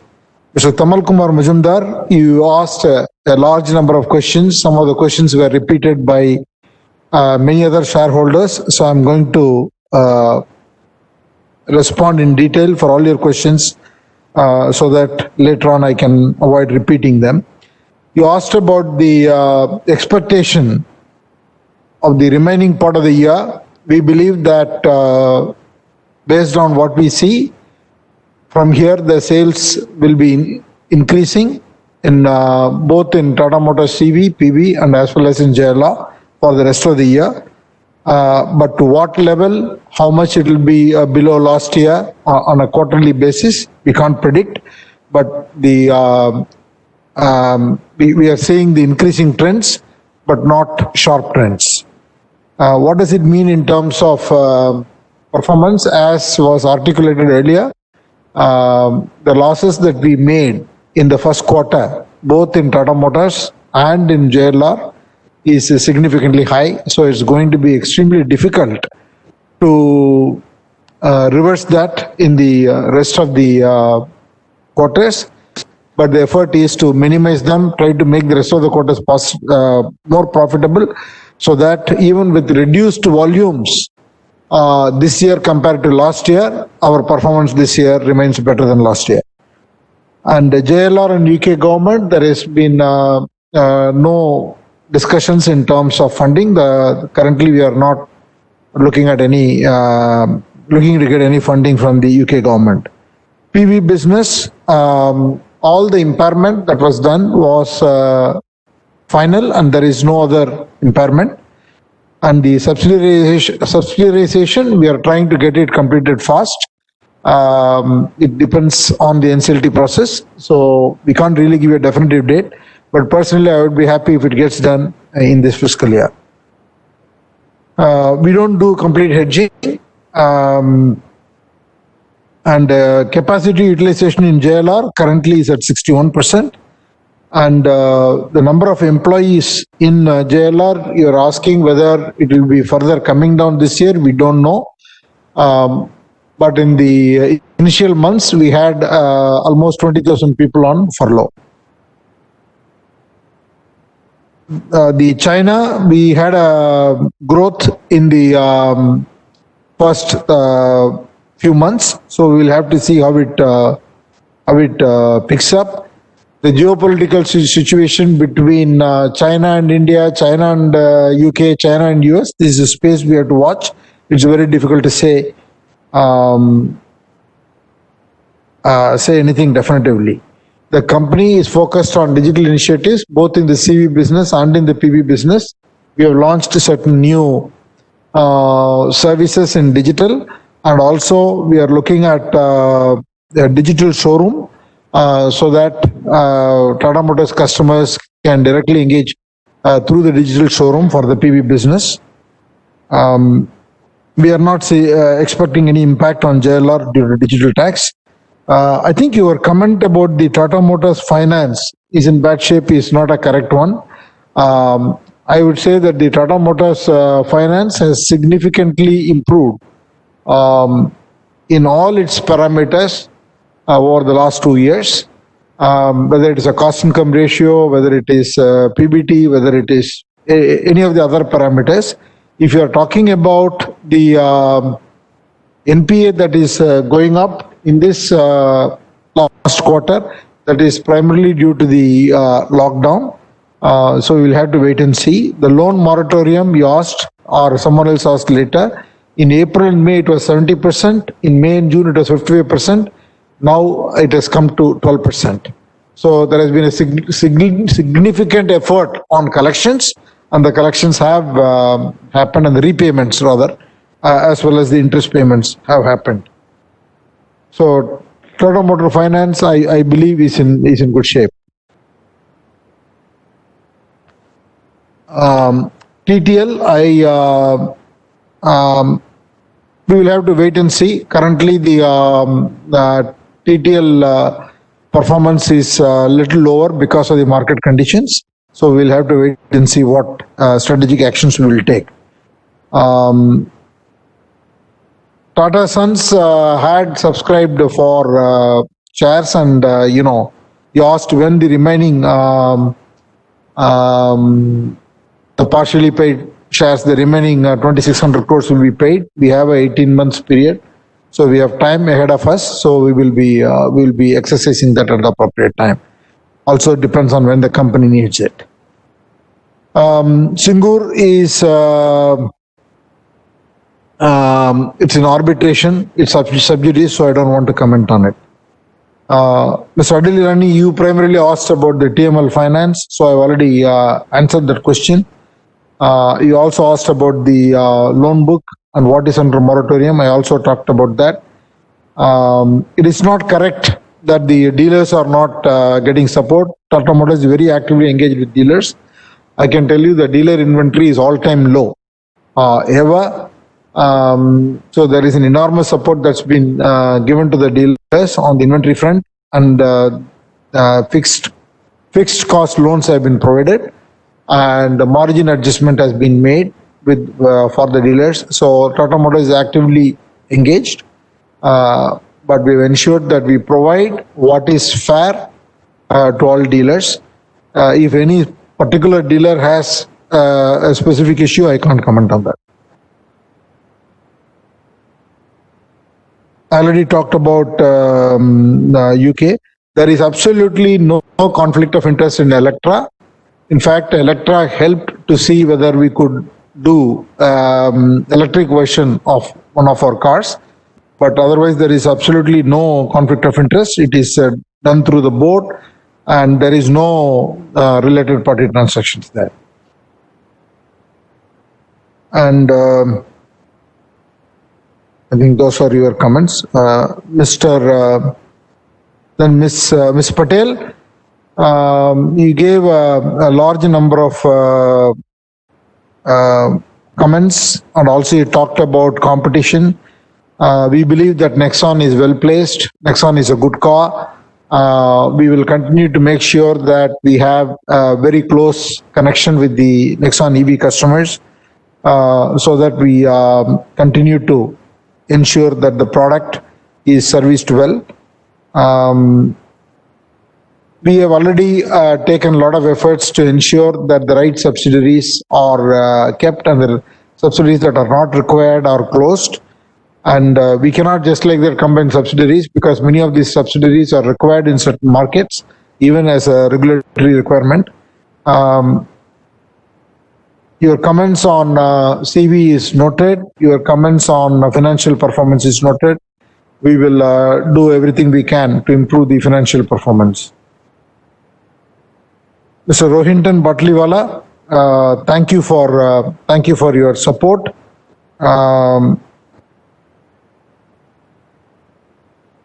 You asked about the outlook for next 2 to 3 years. As I said, the focus is definitely increase the sales and service, both in Tata Motors PV here and also in JLR. We believe that we have some exciting cars, exciting models, and we need to get our fair share of the market. Our focus will be to increase sales significantly, at the same time also prune the portfolio and ensure that the capital investment is very tightly controlled. We also believe that we have an aggressive program to reduce the debt reduction, automotive debt.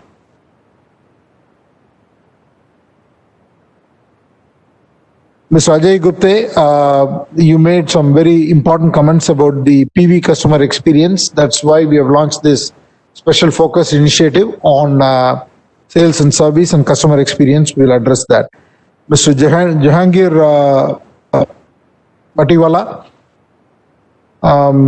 the company has taken a large number of steps on employee safety. It's being given the topmost priority.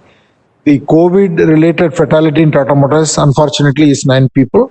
I want to confirm, absolutely, there is no truth, even though some of the media people keep writing these articles that PV unit is being sold. That is no truth at all. Tata Motors is committed to both the PV business and similarly to the JLR business. You rightly said about the future of the company and the improvement that is required in sales. I already answered the questions regarding CapEx and R&D. In India, the new models in pipeline in the PV business is Hornbill and Gravitas and Ultras EV. These things you should be getting. Mr. Narendra Zaveri, your comments about dividend is fully understood. Many people raise the issue about dividend.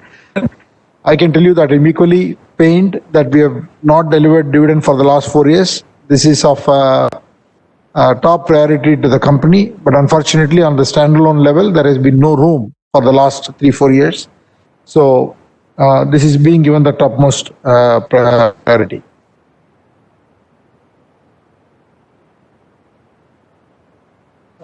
Marco Polo, we have not, there is no royalty that has been paid. Mr. Shailesh Mahadevia, thank you for your comments. And you asked about how much loss, absolute loss we have made. I think it's a significant number because we'll have to wait and see till the end of the year. All the market share losses are when I say market, not the market share losses, the absolute volume drops.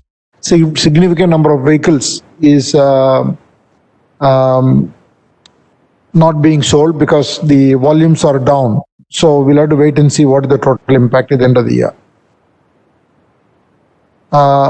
Ms. Vasudha Dakwe, you asked about our views on China. As I said, the geopolitical situation is evolving. It's very difficult to say, but China is a very good market for JLR.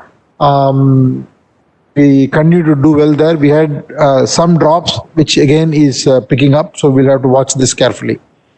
Dr. Sumit Ketarpal, all your comments are noted. You talked about the importance in the value creation and the importance in, both in the market value and in the dividend. Dividend I've already addressed. Both the dividend as well as the value creation is in the topmost in our minds. So we are addressing it in terms of not only profitability, also in terms of free cash flows. Even Tata Motors PV, which has been making a negative contribution margin for a long time, now is close to 10%, or double-digit contribution margin. We should get to double-digit this year.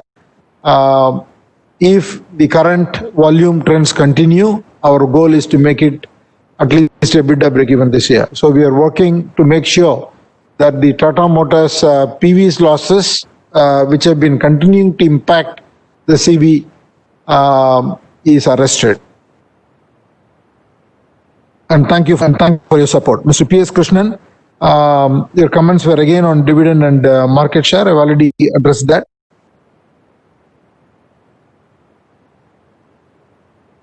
Mr. Proful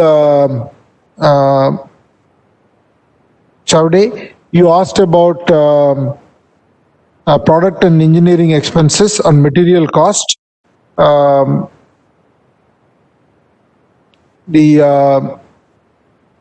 fixed marketing expenses in Tata Motors India is about 1.1%, whereas in JLR it is upwards of 3%. And in terms of engineering expenses at a consolidated level, it is lower than last year. This year in standalone, it is higher. It went from 570 crores to 830 crores, primarily due to BS6. The consolidated level, it is lower because JLR's capex was brought down from last year to this year.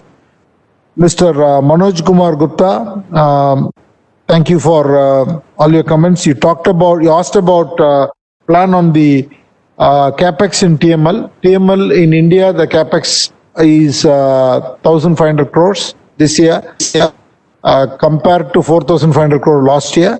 Partly due to the significant investment made for BS6 last year, and this year, in any case, we tightened the belt. So the cap is about 1,500 crores. Even in JLR, the capex will be brought down this year. The capex is likely to be around 2.5 billion pounds.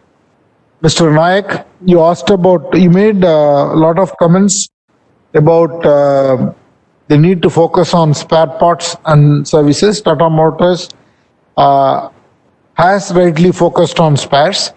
Our spares revenues have gone by 3% compared to the industry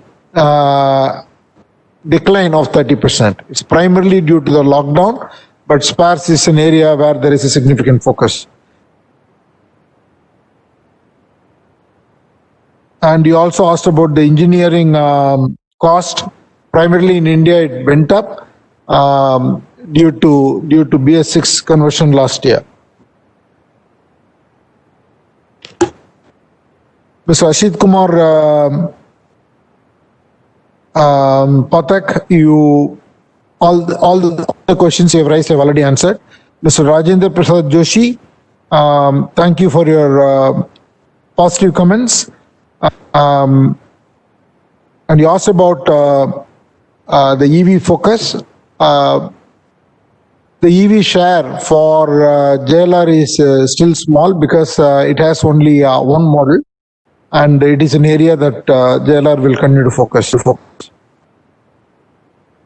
Mr. Gautam Tiwari, thank you for your support. And you asked about the virtual AGM and e-annual report. Yes, it has been a significantly effective, but the savings are there, and I can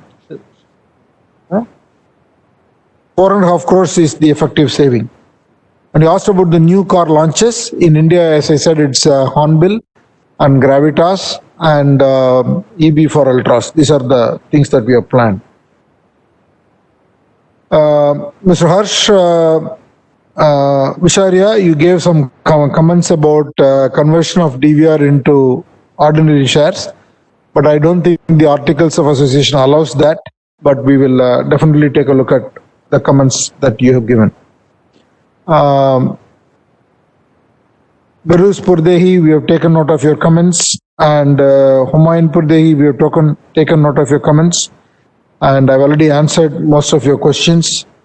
Mr. Abhishek, I've already answered your question. The capacity utilization in India is around 30%. Cost out target for Tata Motors this year?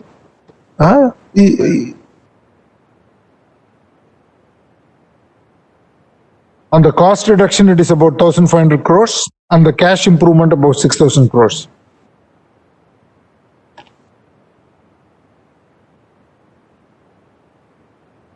Mr. Kotwani, we've again answered your questions, and we have no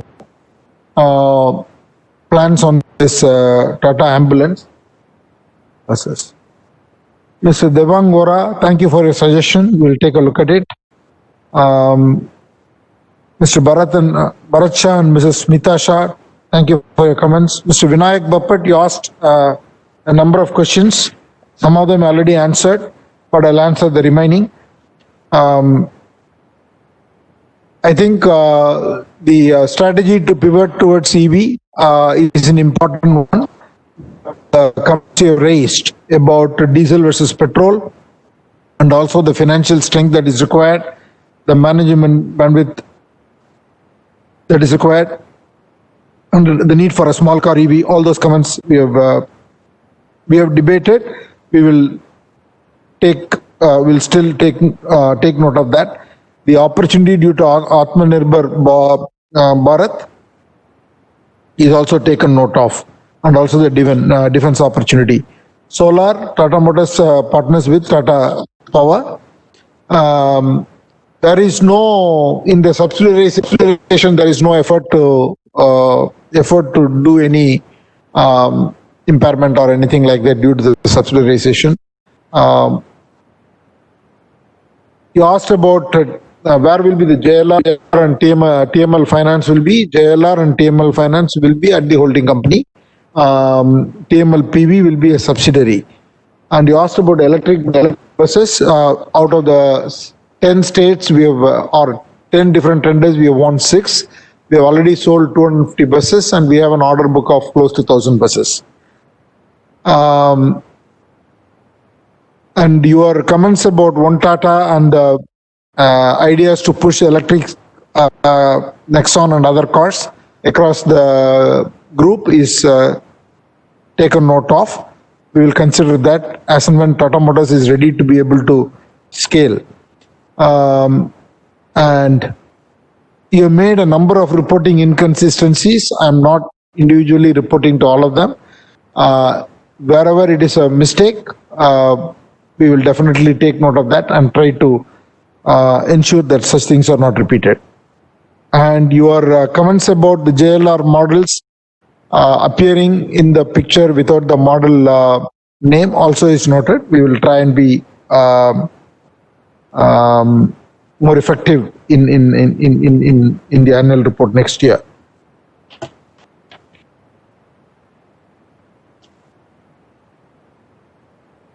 And you asked about solar rooftop in JLR NAAC. Yes, Tata Motors also is present there, and they work closely with JLR. Definitely, if there is any innovation that is coming out of that, Tata Motors will also benefit from that. Comments on Tata Technologies is noted. And comparison with competition, we regularly do that, but I'll specifically look into some of the comments that you made. And value unlock of Tata Technologies, JLR, all those comments that you made. We are aware of that. We will look at them. Thank you, Mr. Bapat. And with those, I have responded to all the queries from the shareholders. Now, I would like to authorize the company secretary to conduct the voting procedure and conclude the meeting. The e-voting facility will remain open for the next 15 minutes to enable members to cast their vote. With that, I thank all the shareholders for attending the meeting today and expressing their views and sharing their suggestions. And once again, I fully acknowledge the shareholder expectation in terms of the dividend as well as the value creation. We will work towards that. I thank all the directors for their support and also joining the meeting remotely. With your consent, I and board members would like to leave the meeting, but before I do that, I would like to wish you all a good festive season and safety and health. Thank you.